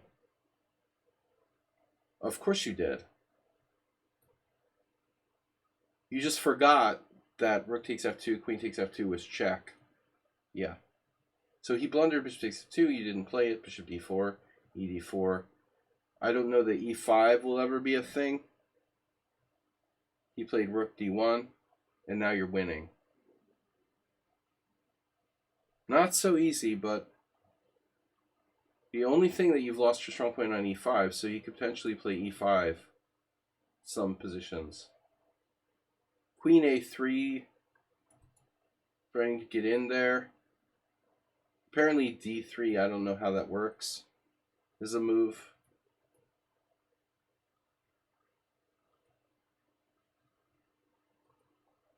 I mean, this is okay. But I don't feel like that pawn would be my primary focus here. I would want to, if I was white, I would want to just go in there. I don't think that you should care about this pawn on e4. I think you should get in there with queen a3. Pawn on e4, just leave it there. More important that you attack the pawn on b3. I mean, if the pawn on b3 falls, you have a passer. But winning the pawn on e4 doesn't give you a passed pawn. Like, what does winning the pawn on e4 do, ultimately? I guess it breaks through It breaks through. It's not about winning the pawn on e4. He's breaking through onto f2. He's not winning the pawn. He's got this here. Is the point. And now white has knight takes c3. Oh, rook takes f2. You have rook takes f2, and if he takes, it's mate in 3. Or if he takes, it's mate in 2. But he could just move his king. Doesn't look very promising. Rook takes f2 is good. This is good as well. And pretty much impossible to defend. Nice game. Alright, very nice. We got Mule Skinner, Sun Prism, and Diecast Illusion left. I'm going to take a very, very short break. And while you guys fill up the chat with some commentary, you know, it's been kind of dead in here.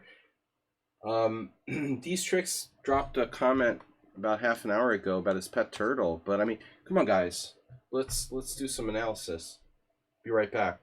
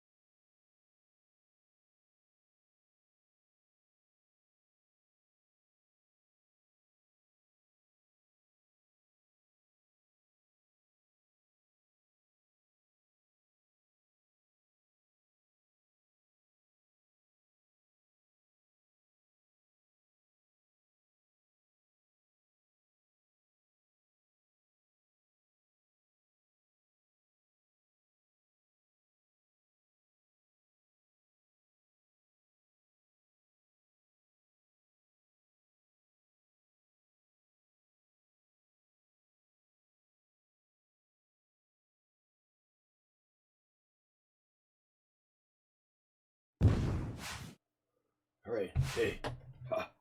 What's up? Hey. This coffee. You've been drinking again. You started drinking again. Acerbate. All right. Now we're. Hey. What's up? All right. We're gonna go with Mule Skinner with black.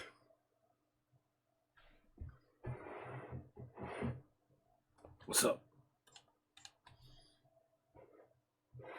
Hey. Hey, everybody. All right, we got sorry, I've been smoking.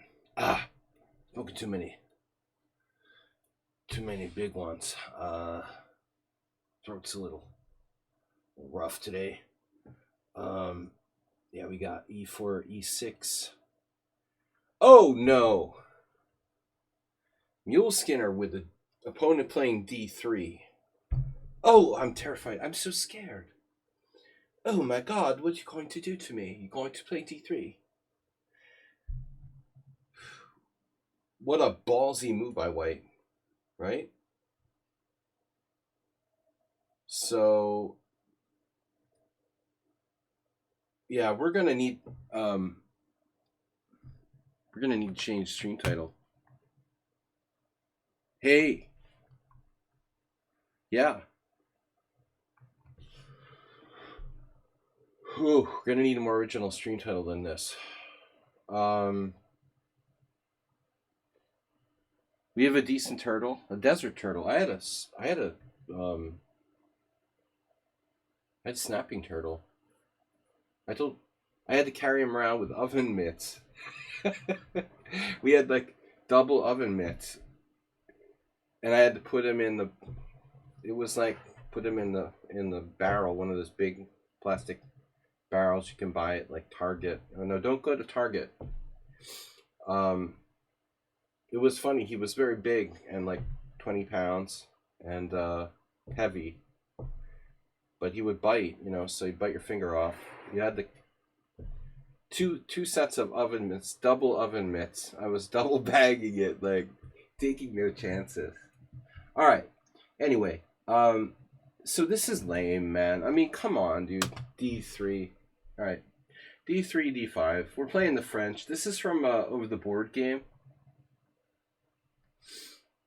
Defensive oven mitts. It was like my anti-turtle armor. Like,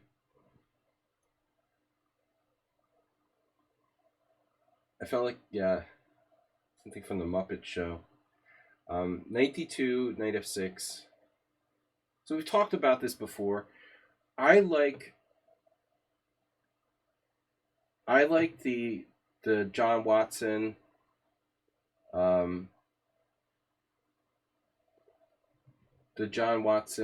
Kaidanov, whatever, c5, bishop d6 with the idea of knight e7.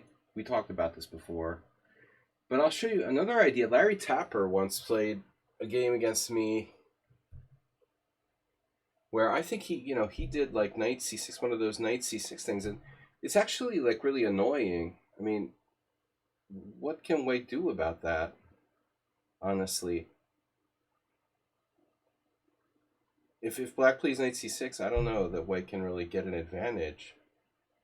But anyways, whatever. All right, so main line here. White's committed to knight d2. I think that's a good thing. The best lines of this King's Indian attack. I mean, there seem to be like some slightly better lines where white maybe plays queen e2 early. This is kind of main standard stuff though. G3, knight c6, bishop g2, and now it's been a while since we looked at one of these. But I mean, move order is really important. So, hey, what's up? Move order is really important. I don't know about this. This is very early for black to be playing b5. Once again, your king's in the middle of the board. You're not even one move away from castling. You're several moves away from castling, and you're playing b5. I have a creepy feeling about that. So, it's not a surprise to me that there's not a lot of b5s. I think if the colors were reversed and you had an extra tempo, I'd be a little happier with this. But we've talked about this before. I mean, there are cases where white will punish this by thinking outside the box and not pushing e5, but switching to a takes and d4 type of strategy.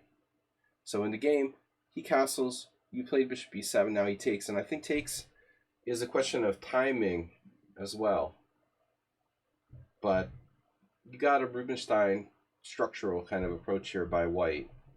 If white is smart, white plays, and I got this from a very strong player who's still with us, Igor Foigl. And yeah, I mean, Igor was a really good King's Indian attack player. Once I saw him do, pretty much something like this, like pawn takes d4. And I mean, okay, you can play black's position, but ultimately, like, your bishop's on b7, shut behind this guy on d5, and you're not going to keep that pawn on d4. I'm not sure. My feeling is that b5's too early. And black also needs to seriously consider the possibility of taking here with the knight. And that's what you did. So I'm just, it's curious that both players in the opening explorer took with the pawn. Morales' recapture does seem logical, but I know from experience that this pawn can be a little funny. So we have to ask ourselves, what would Igor Foigl do? What would Rubinstein do with white? Another question is, could white possibly play, maybe not necessarily against this pawn on c5, but could he possibly do like c3 and d4 to establish more of a queen pawn type of game structure? So this is a theoretical novelty according to Master's database, but yeah, knight takes d5 is much more common if you look at the opening explorer from lichess. And I'm not surprised, but the question is, okay, white now plays a4. This is an interesting move. Again, we got the b5. It's a b5 Polish thematic. Early b5, our king's still in the center. You're taking lessons with Morales. It's funny, Morales and how long have I been streaming? 9 years. Morales and Milskinner are two of the first regulars of my stream. After like Move 11 and Astrobate But you've got the exact same thing going on where your king is still in the center of the board. You've played a queenside, extended fianchetto. Should you keep the tension here with a6? That's what you do. Now, there will be some cases where they can like play c4, but I don't think that's good with a4. If he wanted to do that, like if this was literally a King's Indian and white was black and black was white, I would say we'd have this sort of a3. Because if you play a3 for white, you take away the b4 square from black. You take away knight going there. And you can do c4. You can do c4 without allowing that in there, Astrobate's favorite, move to prevent knight takes c3. Then we're scaring people away. They look at the screen, they're like, oh no, what's that? Yeah, we're eating the pets, dude.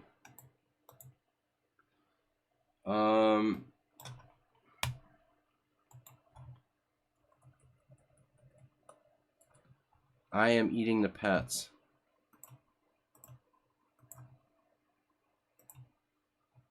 I'm just naturally crazy. This is not related to drugs or alcohol.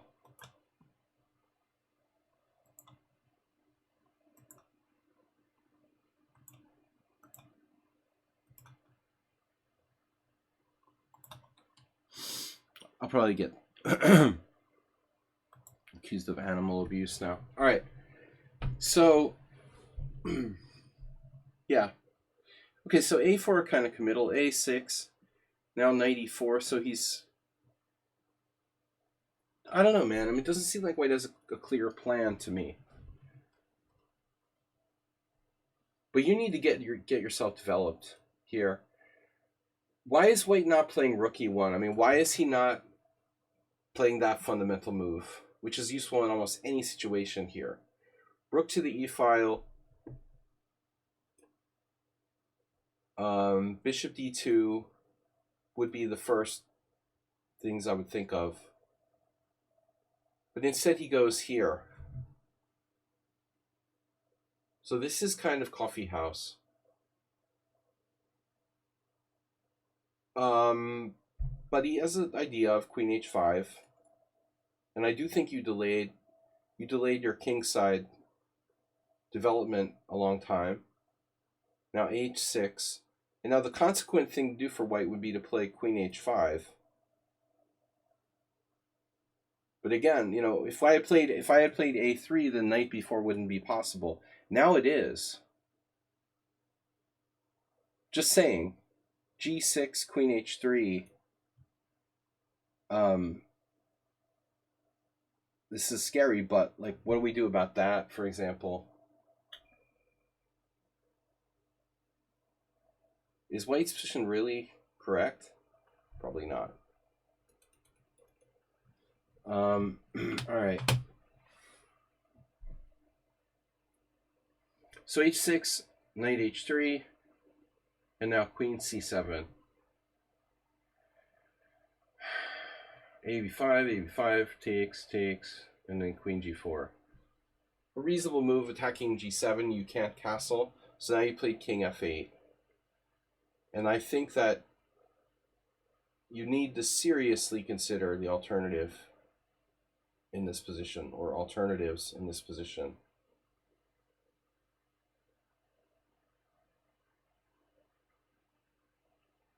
g6, not great. You're not even threatening f5.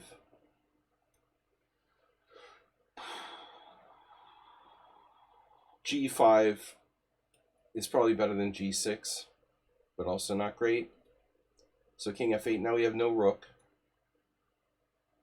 And then white plays knight f4. So you never got to castle your rook, stuck on h8. I don't love it.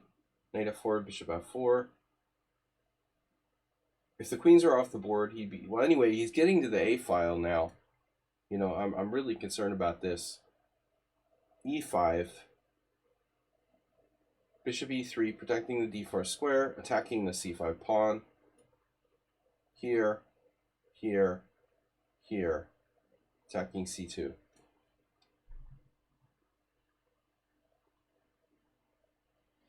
Now can white go for broke with like f4? And he does. Well, it's pretty obviously an idea with the king on f8. So f4, very dangerous. And you played h5, reasonable move.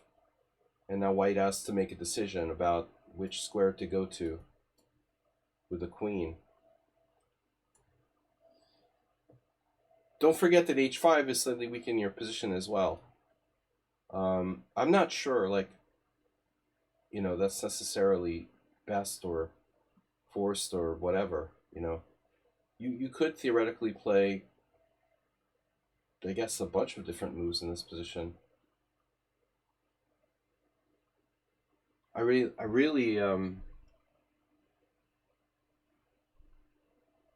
I guess the number one suggestion is takes. Like, what happens if you take? How bad is it? Trading queens, you're fine. If he takes to the pawn, it closes the file. So what's he going to do? My gut instinct here is that you're okay. In fact, I guess I kind of have to ask the question, like, why, in retrospect, why not take?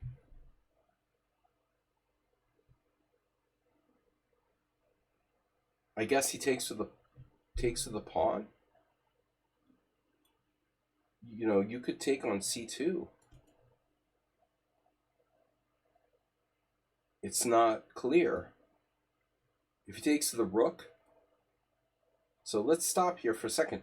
White plays f4, and you played h5, but why can we not take on f4? That f pawn could be dangerous. Maybe we should reconsider this. Let's see what the engine says. Yeah. This is a critical moment. It looks like white has nothing after pawn takes f4. Or it's about equal, is what I mean. He has no advantage. But I don't feel like h5 necessarily improves our position.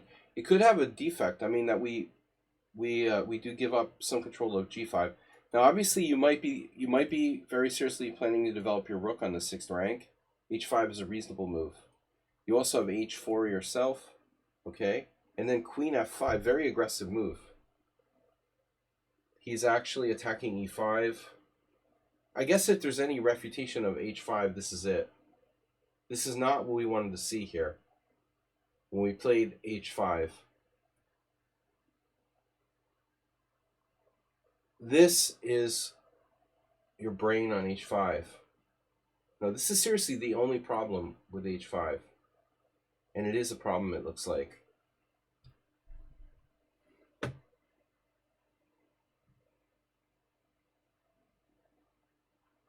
I can't stay like this unless I'm drinking.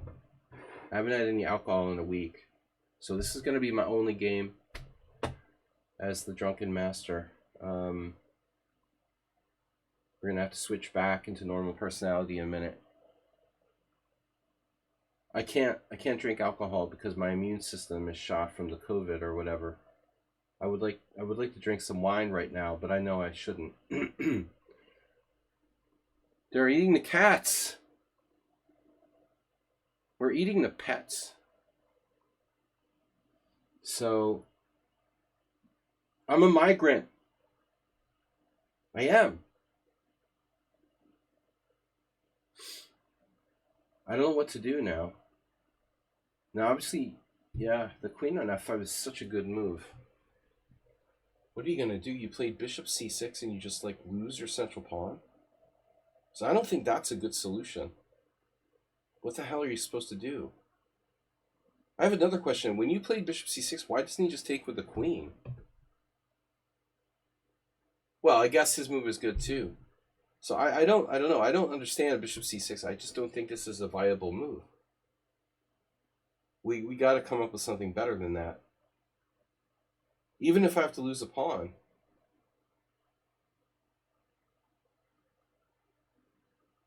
Looks like we're done after queen f5. It's very possible Morales missed this move. It's a serious problem.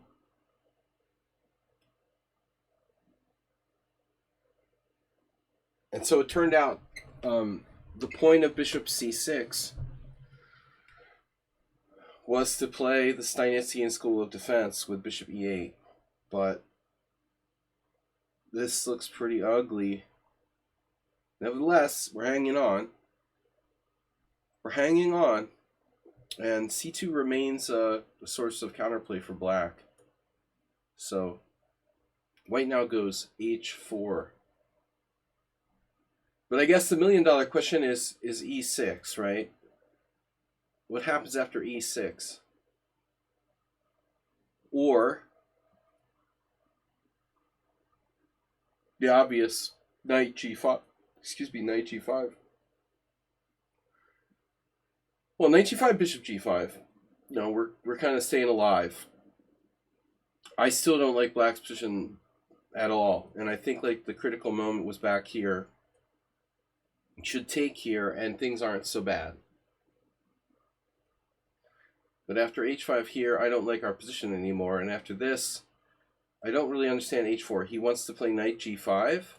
Okay. He wants to play knight g5. Yeah, that's a scary move.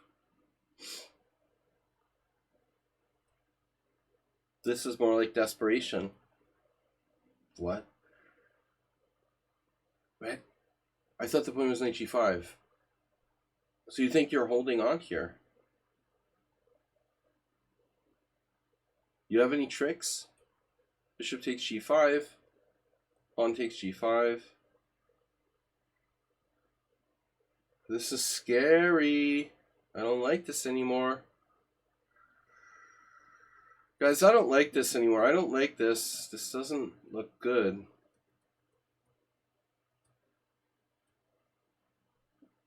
So I don't know. Maybe queen takes c2 is too slow. But I think we're already in trouble. Okay, so what if we take... Are we just toast? We're probably toast. Yeah.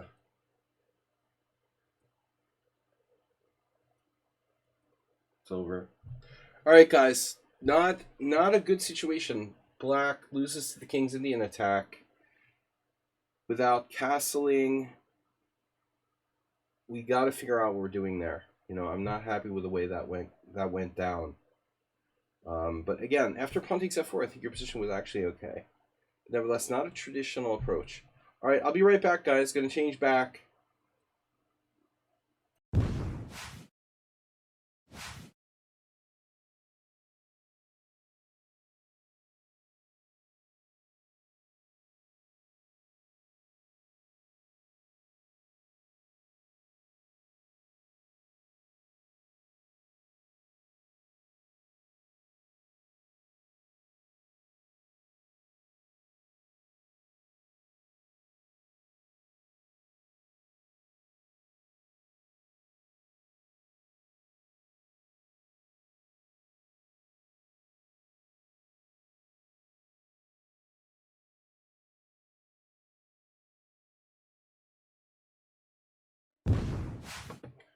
All right, yeah, I can't do that without the alcohol involved.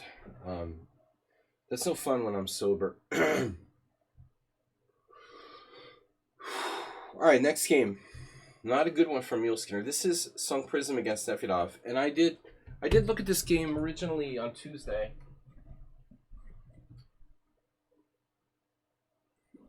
Got our last two games for tonight. Thank you for the support from Masturbate and Mr. Slowhand. Mr. Slowhand and Masturbate donating, bringing us up to 1160. And we had a couple gift subs. Masturbate also, gifting a couple gift subs in there. Thank you, guys. Lionel Chessy, exactly. We had a strange guest on the stream. I don't know who that was. But he's no fun unless he's drunk. So, Sunk Prism is white. This is from our Tuesday tournament. The Nylon Mask Arena. E4, E5. Just to show you guys. I'm getting really hungry. I'm hungry for some dogs and cats here.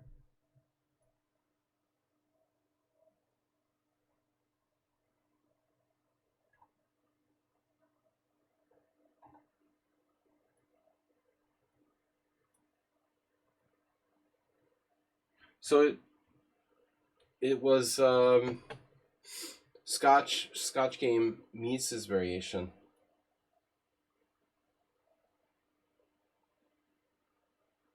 But I'm trying to remember.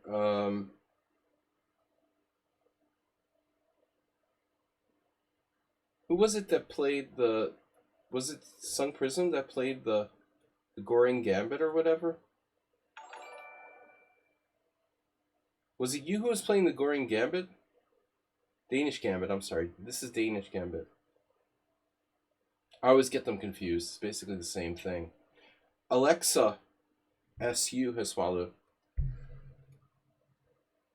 Alexa SU, thank you for following. Thank you for following. We'll eat some pats for you. So I don't know. Sunk Prism playing a proper opening here. Knight F3, Knight C6, D4 Scotch game. Knight takes D4, and I think Knight F6 is my favorite of the two main lines. Knight takes C6, B takes C6, E5, Queen E7, and now Queen E2, Knight D5, and then I'm not an expert on the theory of this for either side, but I do know that there were some crazy games in the not so distant past with these. All I know is like there are rooks that have been known to end up on like A5 or something for white. So the moral of the story is that somewhere someone started playing H4, and looking back here it looks like it's Nepomniachtchi who's responsible for that. h4 doesn't exactly feel like the most principled move on the planet. So Sun Prism goes with main line, c4, black plays bishop a6, white now plays g3, and white has like different moves here. b3, knight d2, and g3. b3 seems to be the main one. I'm not an expert at all. I would play like this with black, and I have a few blitz games now and then. After g3, here, Nefedov, in the past, I swear he castled queenside. I saw Nefedov have some game where he castled queenside, but I think that's really dangerous for black. It has a high winning percentage, but also a high losing percentage. So it's very, very dangerous to castle over there. So it looks like g6 is the sensible way to play here. And that's what I would recommend. Now this move I don't know anything about, although I will say Nefedov kind of usually knows his stuff. So I would suspect this is something that he prepared at some point, because the Scotch is fairly popular at the like club level. And f6 on the upside, it it attacks white's overextended center, but on the downside, it kind of weakens the black king, and it doesn't necessarily make it easy to castle kingside either. If queens are traded, it's not going to matter, and that's what happens now.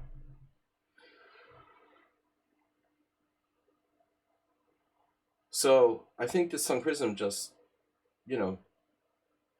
might not know this move, and that's to be expected. I mean, f6, I don't think I've ever seen anyone play that.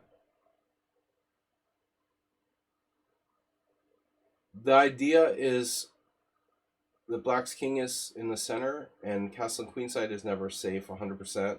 So if you go e6, he can't take with the queen and trade queens, because he's going to lose a knight. I mean, he can, but he's going to lose a knight, so takes, and 2 pawns for a knight is not enough.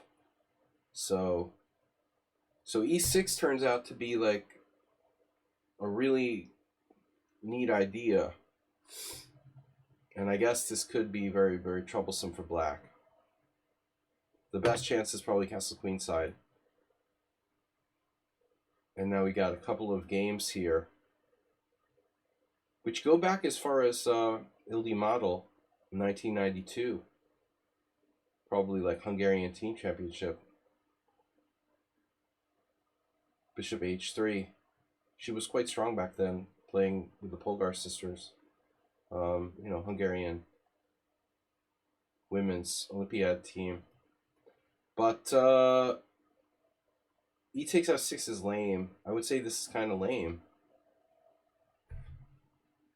So white might still have some advantage, but you're selling your position a little bit short after pawn takes f6. I mean, black's got to be happy to trade queens.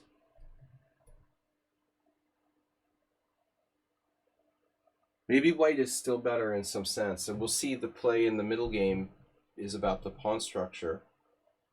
So it looks like there's a move here that seems kind of counterintuitive, but there is one game with bishop e3.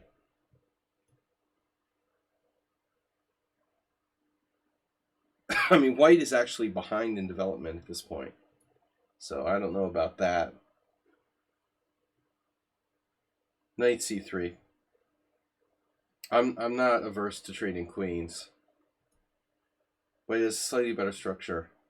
So white plays b3, and that protects the pawn, but also maybe makes it possible to bishop on the long diagonal. It is a bit slow, and I think Nefedov's biggest problem now is to make this bishop on a6 great again. And the only way to make it great again is to stop them from eating the pets.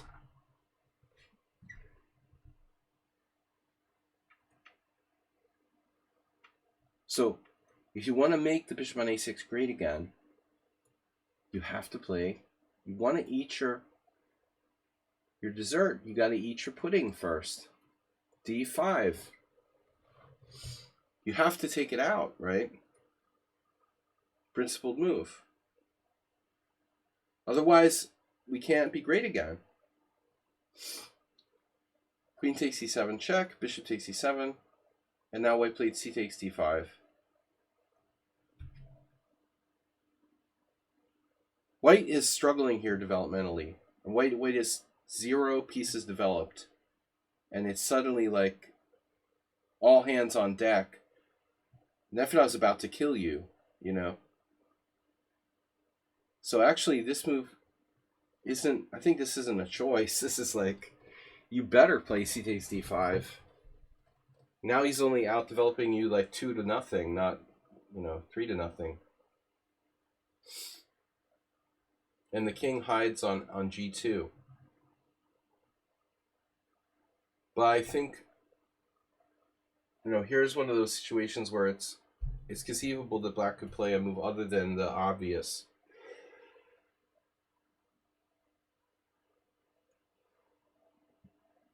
There are some interesting moves for black, including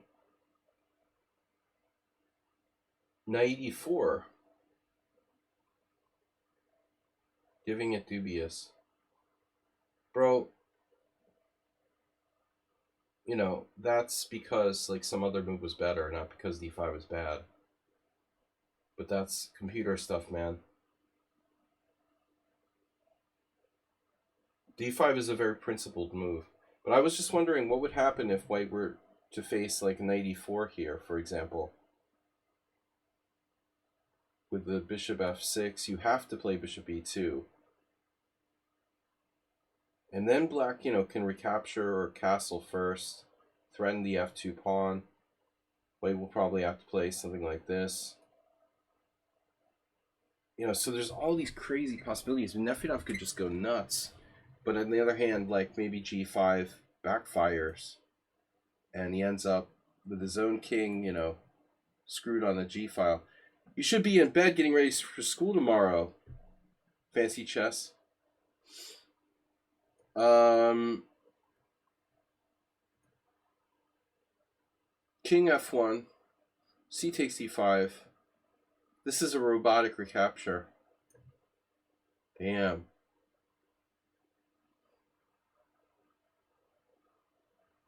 Knight e4 is, rook f8. Castles, even better. Castles. Now, I don't blame Nefedov. He's making the most natural move. But, yeah, this is stronger to play for initiative. Even this, even this, where you could castle queenside, I guess. Can't blame him for making a correct move. He has a strong pawn on d5. We're playing a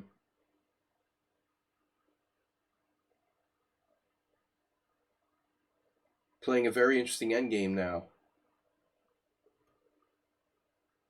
where black has hanging pawns,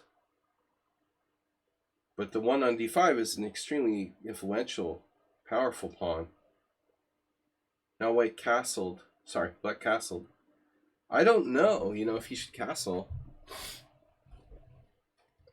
It's probably good because you are getting to the f file. I mean, you could consider, you could consider putting your king on d7 in such a position because you will reinforce with c6, so the king is unlikely to be threatened on d7, and the king would be centralized in the endgame. This is the kind of move you have to consider playing. It's not necessarily good, not necessarily best. King d7, white is slightly better, according to the engine. Alright, castles is more dynamic with the active threats here.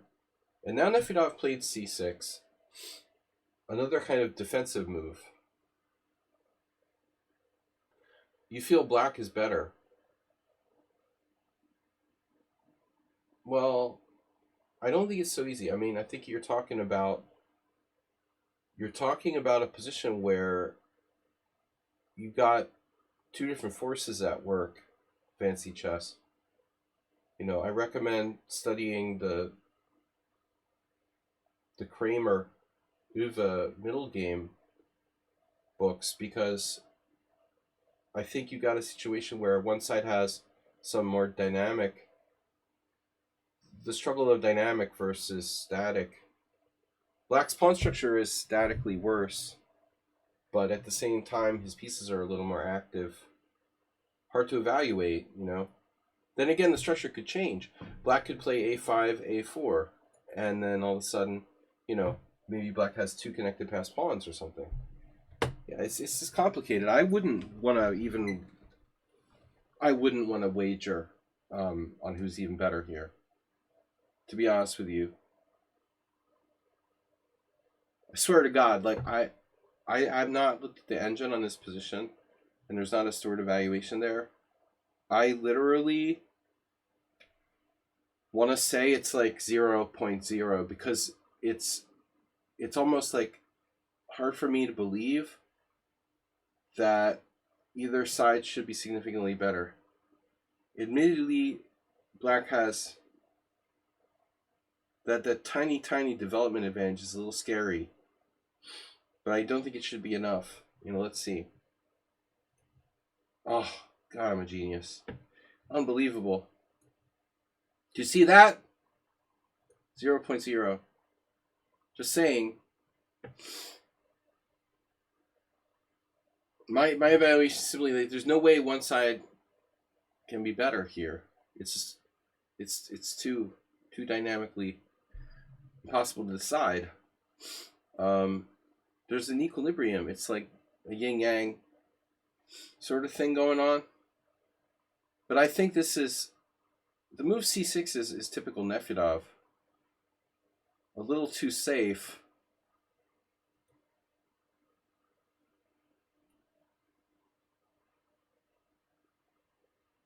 No, there's definitely knight a4, which is killing our ability to play a5, a4.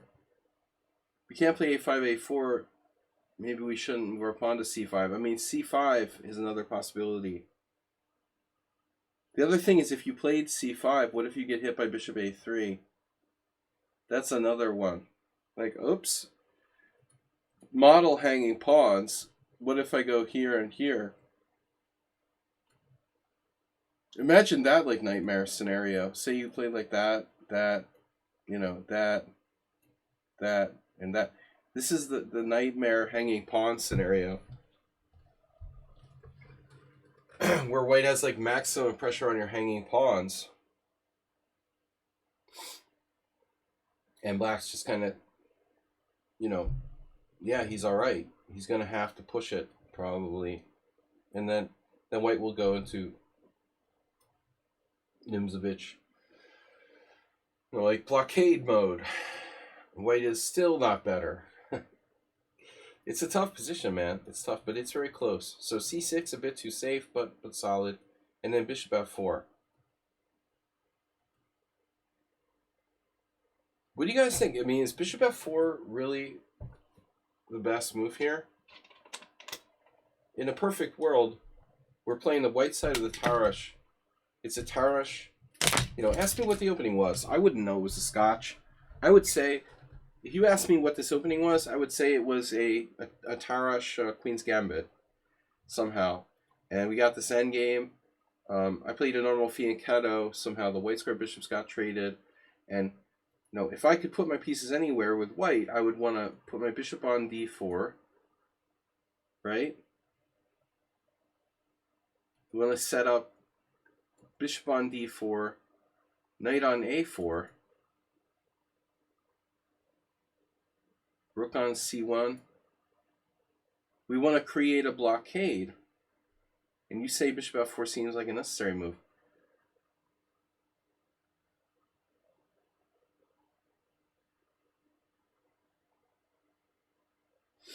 Well, I mean, for me, that's a strange comment. You know, I don't know why it's a necessary move. It's one of many moves that might prevent us from getting wrecked on the F file. But there's a lot of moves that would do that. You know, let's see, Rook F1, F3, you know, H3, Bishop E3, maybe even Bishop E2.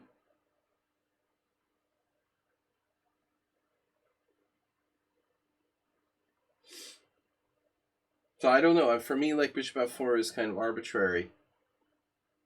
It's not a bad square, and it somewhat denies the pressure here.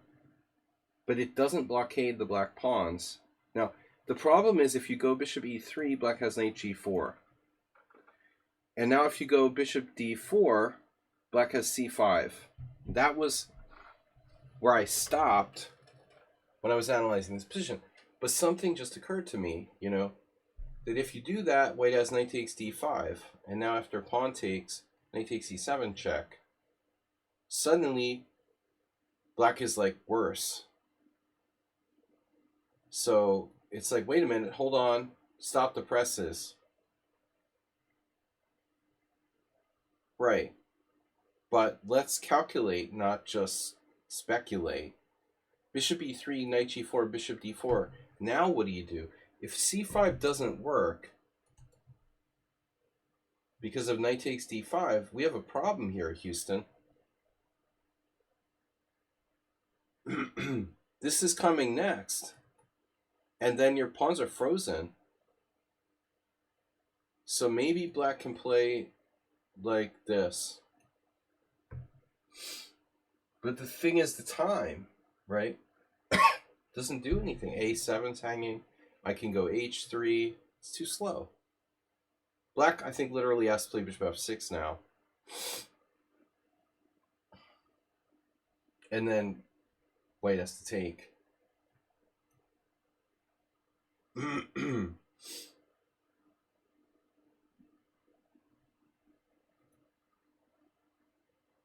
And after rook takes,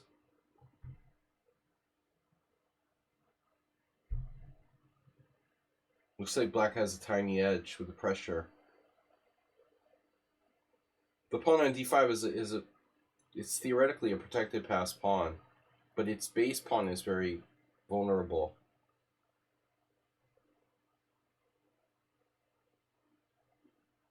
Instead of knight g4, c5 first. Uh-huh. Now that falls into a different trap. Then we have this. No, it's not so easy. See, this is the thing. Anyway, okay. So bishop f4 is a reasonable move. Now Nefedov, you know, he flicks out these quick moves. Knight h5. I mean, I thought this is really controversial. But it's an active move. He played two solid moves in a row. Now he plays a very active move, knight h5, but it's on the side of the board. So I have kind of a creepy feeling about this move. It might be best, it might be strong, but it also might not, you know.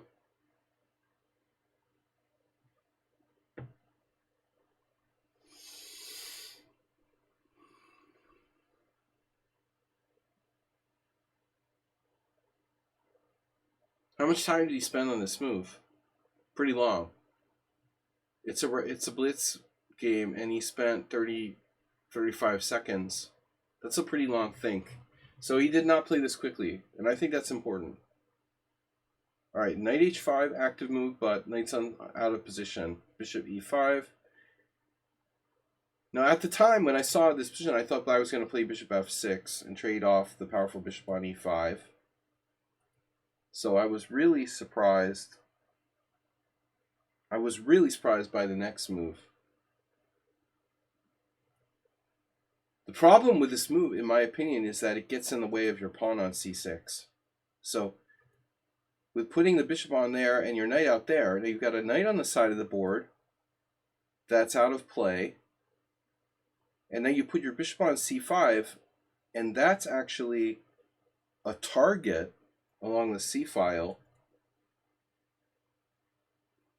So here I think that white white makes a mistake, but maybe I'm wrong again.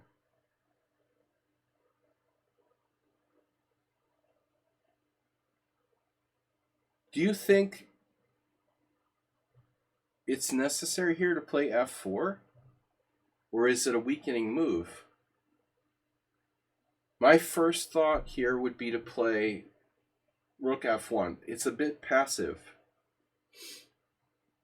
Black has rook ae8, and then you can play rook here. This is pretty awkward. Pins like that. You might have to play f4 anyway in some instances. But another idea could be, I guess, this seems weird, but you could play knight d1. My point is that we can attack him. This looks like a purely defensive move, but it's not, because we've got this threat of rook c1. So it's kind of a sneaky move. Maybe it's not good, but it's certainly worth considering.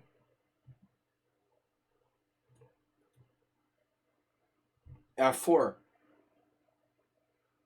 f4 is it's a good move. It's a stopgap. You've got your wooden shield or whatever you want to call it, but it's also, temporary, like most things in the world. Nefertov eventually gets in g5, and in addition to that, White's king is opened, and this would be a great position to play in a long game. I think it's a very close, interesting position. It's a pity that has to be decided in blitz. But f4 also weakens us on the white squares, so that could be a problem. I think it's controversial. Here, definitely best. And now, some Prism is saying he doesn't like knight a4. Yeah. Well, knight a4 is a obviously reflexive sort of move. Like rook c1 is probably better. Like a lot of moves are probably better. The only thing is, knight a4 looks bad, but it might actually, allow you to come back. It's a path to d3, which isn't so stupid, actually. It could turn out that your knight is actually pretty well placed on d3.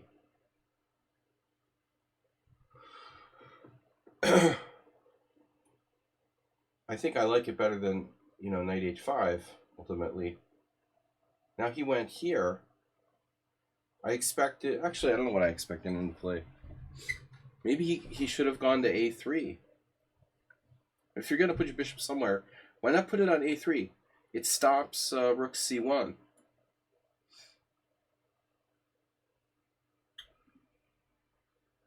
Probably better. Now you can still... And it actually stops this because he has rook takes here. So this doesn't do anything. So rather than play a3, you have a lot of other moves. A3 may not be bad, but as I said, knight b2, this looks like a good plan.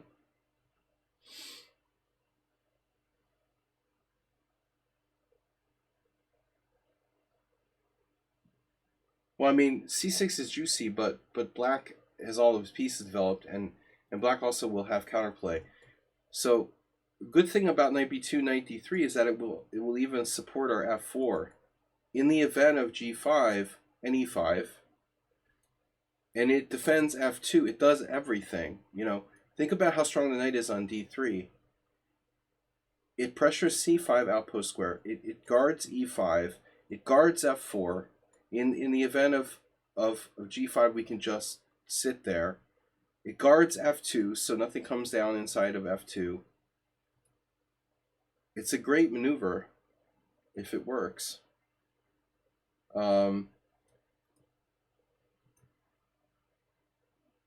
So I think that Nefedov made a mistake playing bishop b4 anyway. He should have played bishop a3 here. Now your pawns are on the wrong color, but that may not be a problem. You know, it could be a problem in bishop endgame or something like that. It also, obviously, he can break your pawns with a5. This was a good move. And now he has g5 and a5. But your knight is definitely out of play now, so it needs to get back. And you did knight c5, knight d3. The idea of knight c5 is very obvious. So you played rook a c1, and Fancy Chess is like, c6 is juicy. But the point is, like, dude, c6 isn't going anywhere, you know? So you should be consolidating your position. You know, then we'll get around to attacking hanging pawns. It's like an IQP. First we tie him down and then we kill him, you know? You're trying to kill him before we tie him down. No, that's not the proper way to, like, you know, murder the opponent. If you try to kill him before you tie him up, he might kill you, you know, while you're trying to kill him. So you've got to tie him down first. First rule of being, like, you know, a serial killer. Put the lotion in the bucket. No, seriously. You're all worried about the juicy pawn. Rook c1 is a developing move too, but I still think, I mean, I'm really sold on this.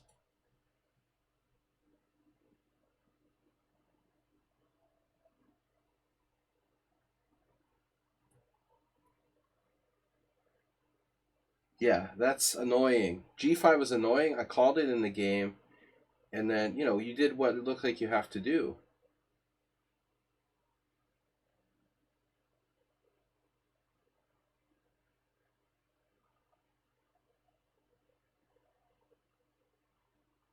I mean, it's possible you can play rook takes pawn.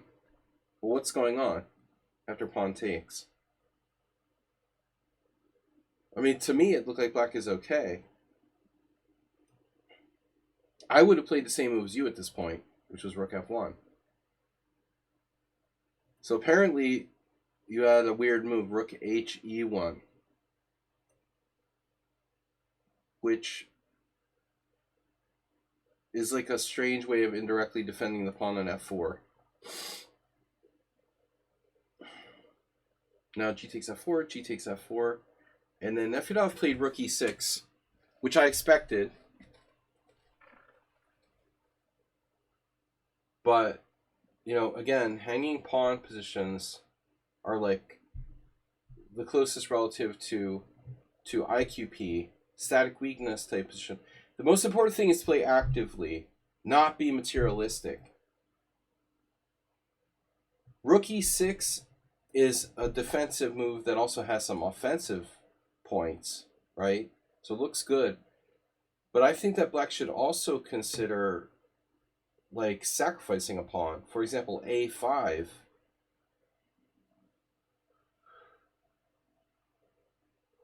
We have to at least consider at some point maybe using a5 to break up white structure. But apparently the best move was bishop f6. And this is pretty straightforward.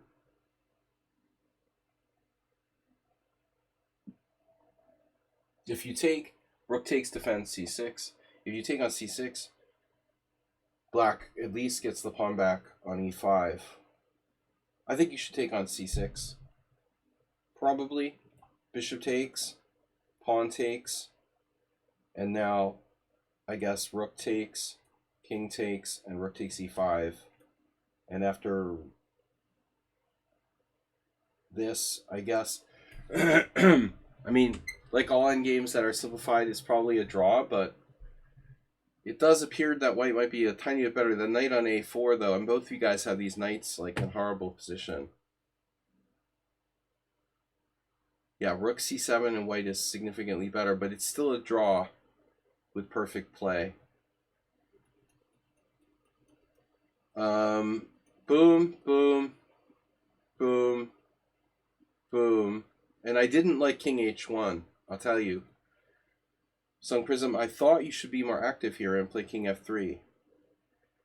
You thought quite a while on this move, and again, this is where I really started to appreciate how important knight d3 is. Because if you play king f3, he has all sorts of tactics, but none of them work because of knight d3. I mean, this is really the whole point, The knight d3 that protects everything. So there's nothing there for black. He's like down a piece now.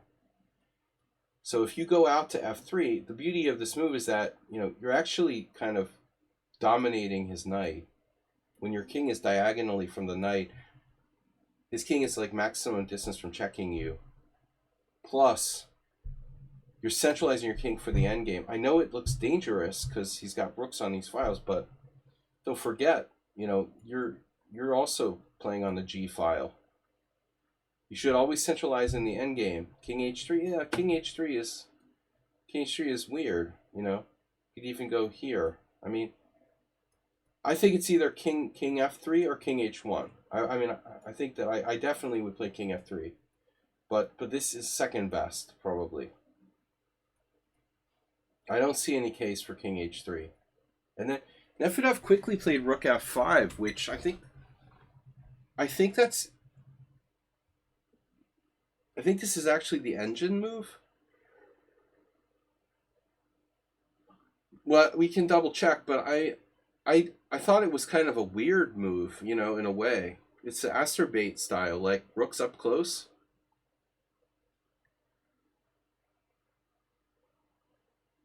It's like there's some kind of cheap threat or something. I mean, what's he going to do? Mate you with rook h5? But if you play knight g3, you take, and rook h5 is not mate because of king g2. So he's fantasizing about some kind of checkmate that's not there. Putting his rook... True, it's hard to attack it. Again, it takes maximum number of... Well, a lot of knight moves. 2 knight moves. Not maximum. To attack it. But I thought... Actually... He should put his knight on f5, right? Like knight g7, knight f5. If you put something on f5, it should be a knight. So let's say he plays knight g7.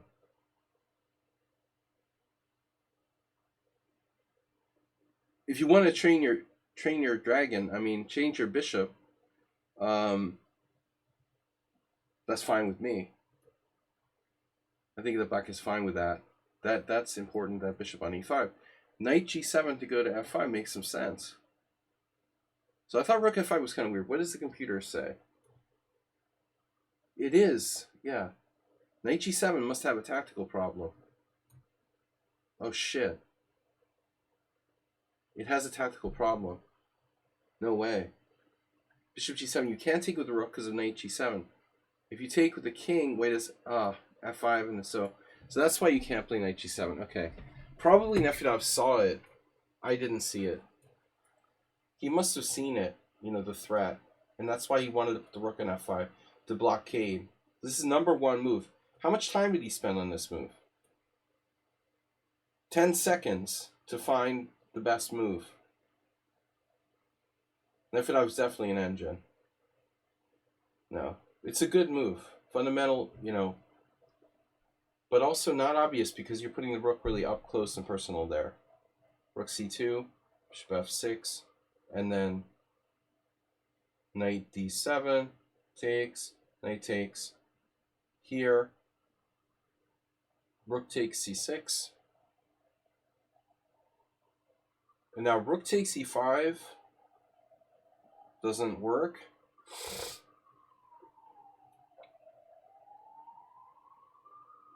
That ambulance sounds great, doesn't it? And at this point, you have an outside pass pawn. So, knight endgames are the closest to gain pawn in games. This is a knight and rook endgame, but if we trade the rooks, it's a knight endgame. If this was a king and pawn endgame, I don't know if it's a win, but it's clear that white's close to winning. If this is a king and pawn endgame, I go first. I'm moving my king. Sorry, I'm moving my king to the center. You're moving your king to the center. I decoy you with the outside pawns, and then you get my outside pawn, I get your central pawn. As we race back to the king side, and it's a draw when you like corner me. But in the knighted game, it's going to be much more complicated. So I guess the point is, you played knight g4, kind of a trappy move. But what happens on knight d3? The point is, you can force a knight endgame here. And then you're real close to king and pawn endgame, where you have the outside passed pawn. I think this is a good shot. And then he goes here, and then you're trading. You definitely can't lose. You have a better structure and a further outside pawn. It may well be a draw. Sorry, guys. But I still say this is the principled way to play it. You have a good shot, approach the center, push your queenside pawns, try to decoy him. So I think you kind of got carried away with the time pressure and playing for this fork. Ironically, maybe not though, because you guys were really low on time, and you just played a move that attacked something, and here, Nefidov blundered the exchange, or actually the whole game, and you missed knight h6 check. So it's not true you were playing for the fork. You just made a quick move that attacked something.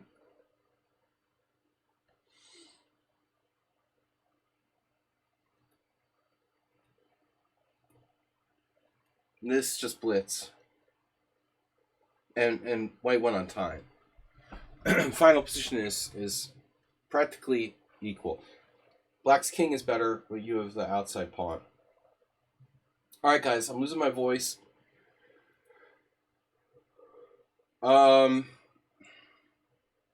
Yeah.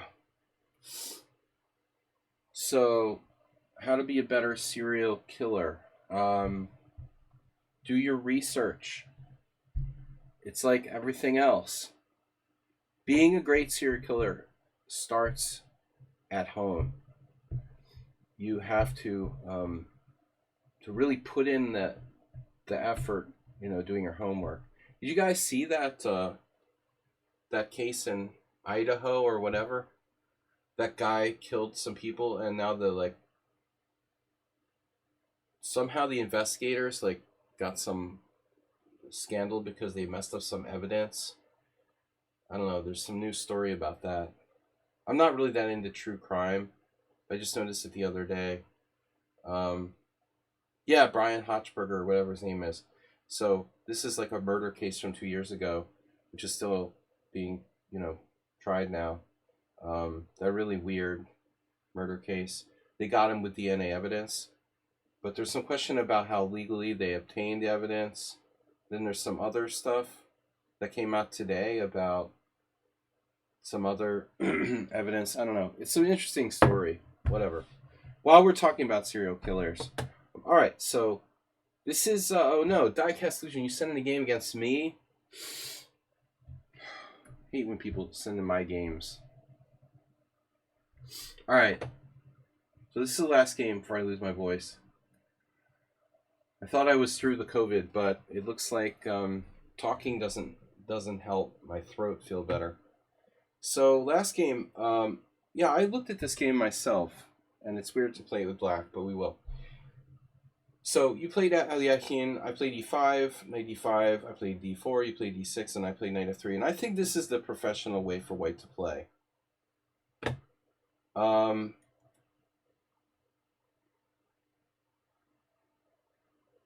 Crossing the street is risky, fancy chess. Just saying. So knight f3.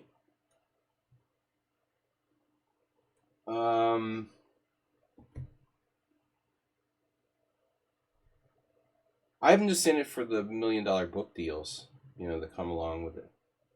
It's almost as good as being a chess streamer.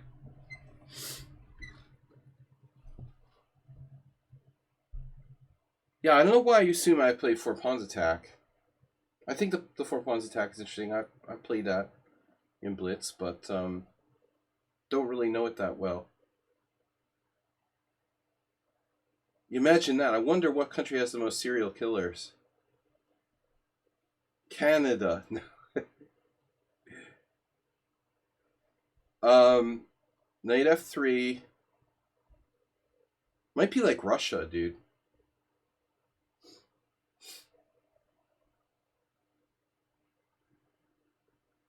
Well, I mean, remember, Fancy Chess, the ones that get caught.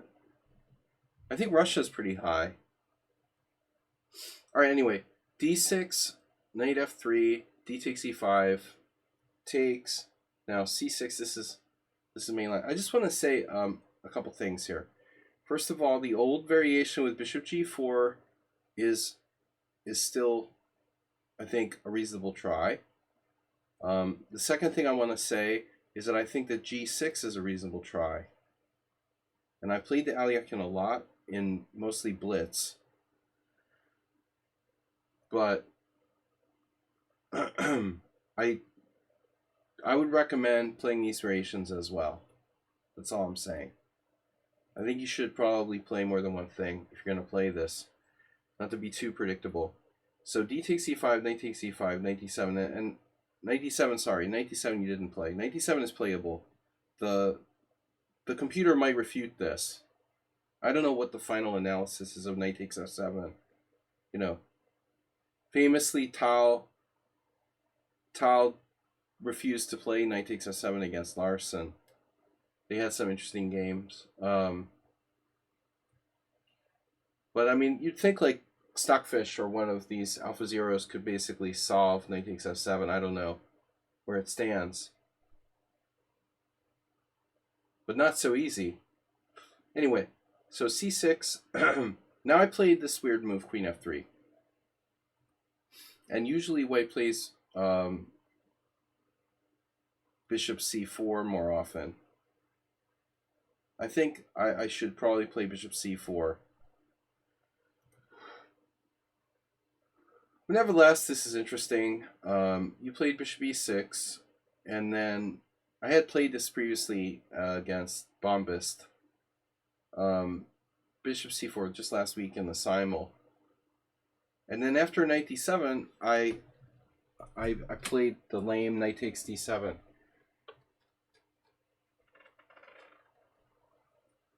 But I'm having some weird memory now. I think I had the same game yesterday against someone else. I guess I didn't. Yeah. Well, yesterday's game I decided to try like bishop c4. I didn't play. It was someone else I played a different line.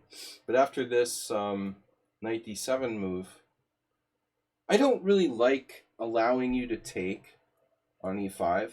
That's what white's supposed to do, like castle. Here you see Imre Balog against Berkesh. I have no idea where that was, but maybe Hungarian Championship.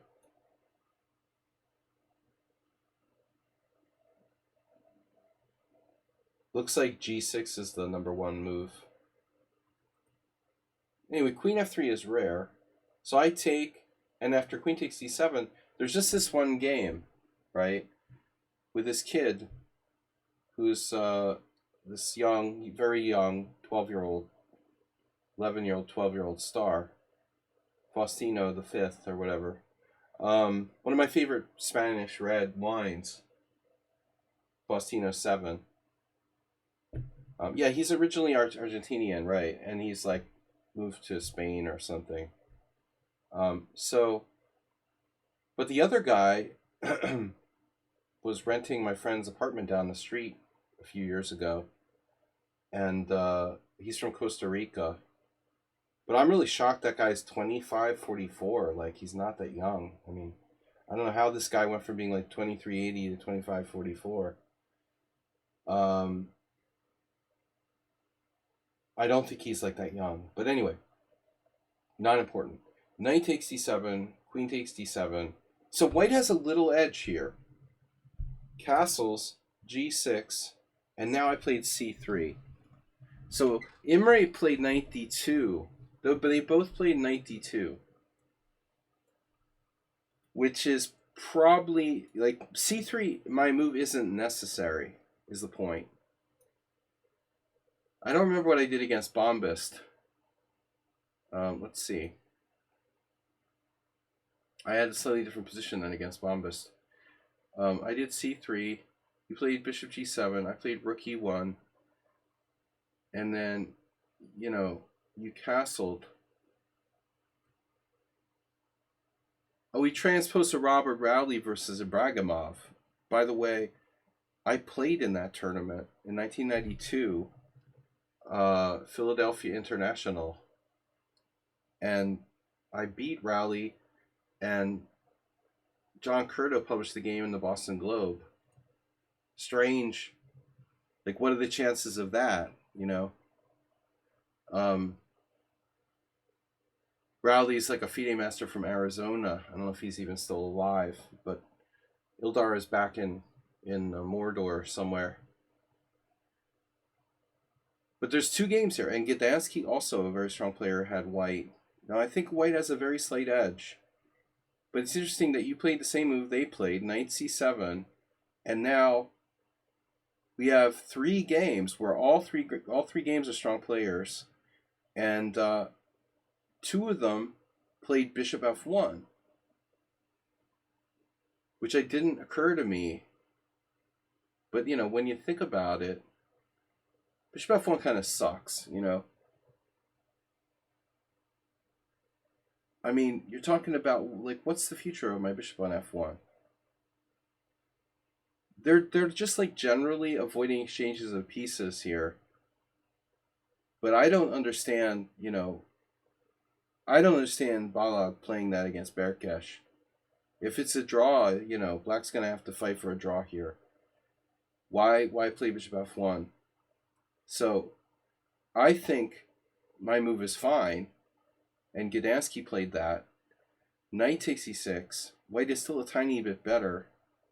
And now Gdansky played queen h3 and beats this guy who's 2368. But I mean, I'm not sure I understand queen h3. I guess he wants to play knight f3 and knight e5.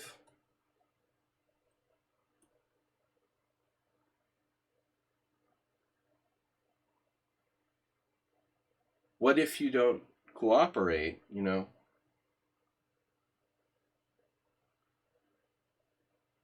The guy played queen d5. I'm not, I don't know about that. The plan is something like knight f3, bishop h6, pressure on the e file.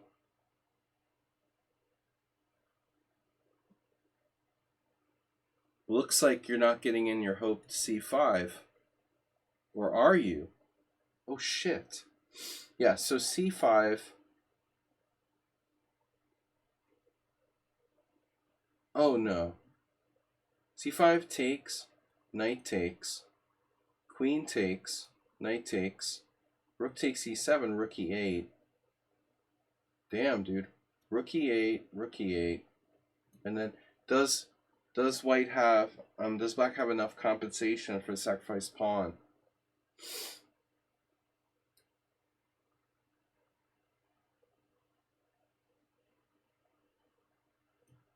No. According to the engine, no.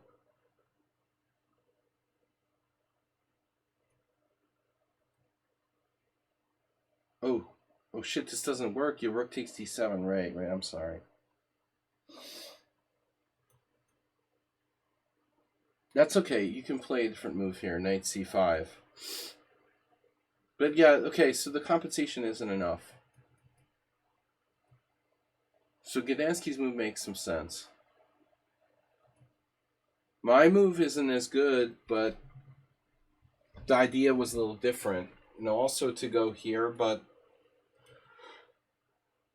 I didn't think you could play c5 and allow me to play d5. But I honestly thought you would play queen d. I thought you would play queen d5 now. And I don't know why you didn't. You should play queen d5.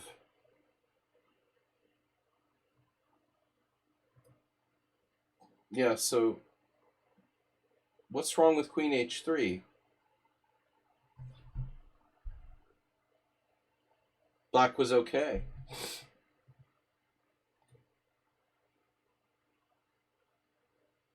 White did knight e4, and black played c5 too early. Oh no.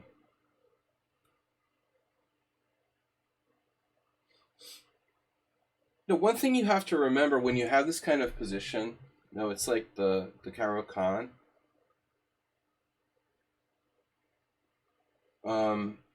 It's not like it's a Caro-Kann where you have like, or Queen's Gambit where your bishop's on c8 and you got to like play c5 to get your bishop out or something like that. Black doesn't have any bad pieces.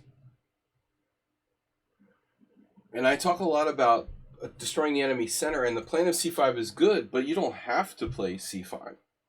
You know? Yeah, okay, you can just be a little bit worse. Remember, I mean, even a move, like queen f5 or queen h5 or something, there's no obligation to play c5. You don't have a bad bishop trapped in on c8 like it's the end of the game or something. You don't have to rush with that.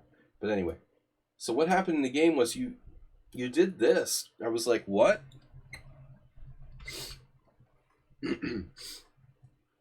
you played queen d8 to cover the b6 square for my knight.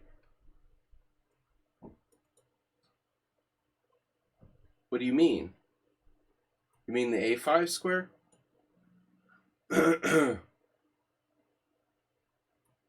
Ah, so you can play a5.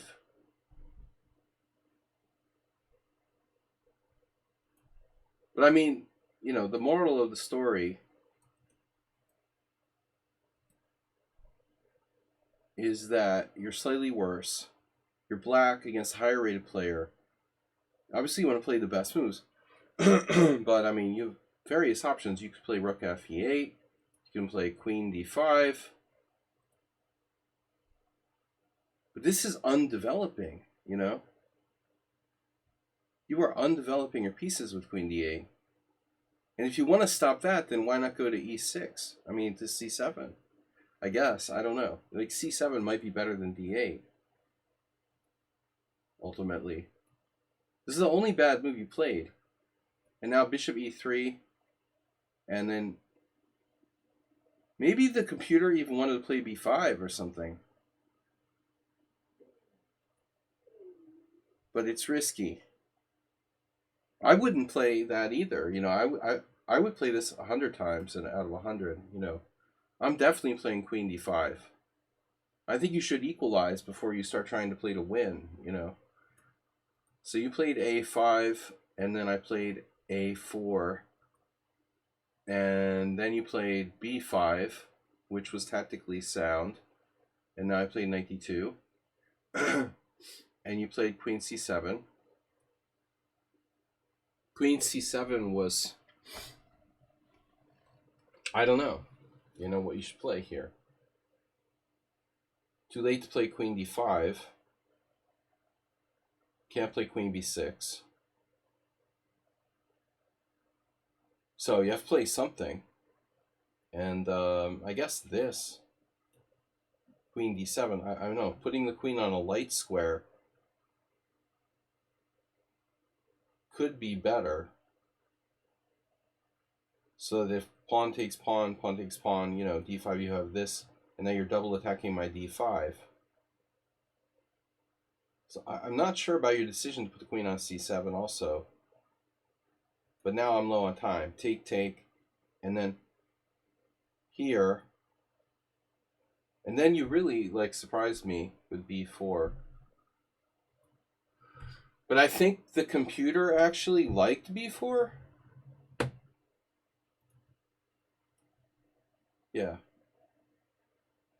I'm slightly better. But okay, okay, fine. b4 makes sense. You want to break up my pawn chain. Yeah, your pawns are, both of us have pawns on the wrong color. All 5 of those pawns are on the same color as our bishops. We're not following color complex here, but both of our bishops are pretty active. That's not the relevant point. You're trying to break up my pawns. And so that's why I played d5. And now there's this in between move. By the way, going back a move, I now remember when I played this move, I was not sure what would happen if you played f5. I think this is a problem because in some lines you're trapping my, like you might trap my bishop in some variations. I have to be very careful about f5. It's a really anti-positional move that weakens your king. So f5, I go to a different square. Actually, f4 is, yeah, for example, like where? I have to go here. Well, here, knight g5. Knight g5 is okay. Now you've weakened your king side. You need to create some kind of weaknesses. Yeah, in my position. Create the weaknesses in my position, not your position. Now, you're doing fine. It's hard to play the Alia king, and this is a pretty good game. And then, okay, so b4, d5. I thought I was just winning here. And then you had f5, a tactical move, which was not easy to find. And I thought this was like just losing. I figured I'm just winning here because you have no rook coordination. I have d6, pawn takes pawn. Just looks like, you know, you're very uncoordinated. But after d6, he takes d6. I had to find a better move somewhere.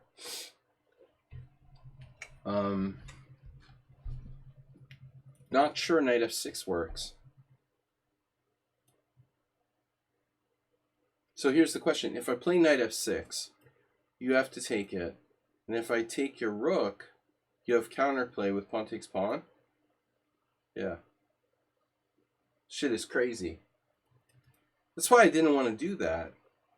There's some crazy ass move. I mean, I would never see this. Check takes and bishop h6, and white slightly better. That's very hard to see. I just check. This is a mistake, apparently. Oh, there's bishop h6. Another move. I'm trying to. It's the last game, and I'm tired, and I'm trying to play. I think it was the last game. No, I don't remember. Maybe not. But anyway, I'm trying to like keep it simple. And then I didn't see till after check takes that I wasn't winning. Now I realize I wasn't winning.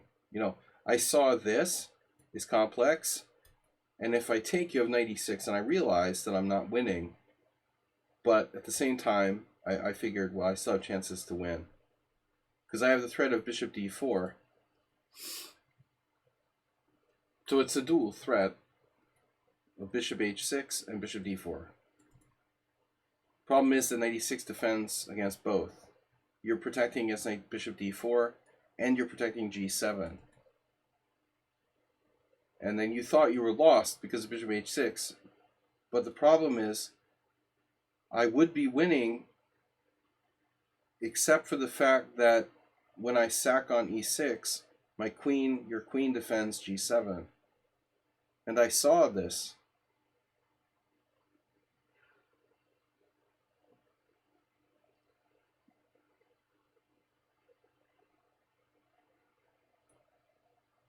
So I don't know what I would have done. I mean, I'm trying to win on a position where I have a very, very like microscopic advantage, you know, at this point. I could try to do maybe h4, h5. The computer says it's equal, but honestly, you know, my bishop's a little stronger than the knight. There's still some pawns on the board. It's not so easy. You know, you could easily mess up.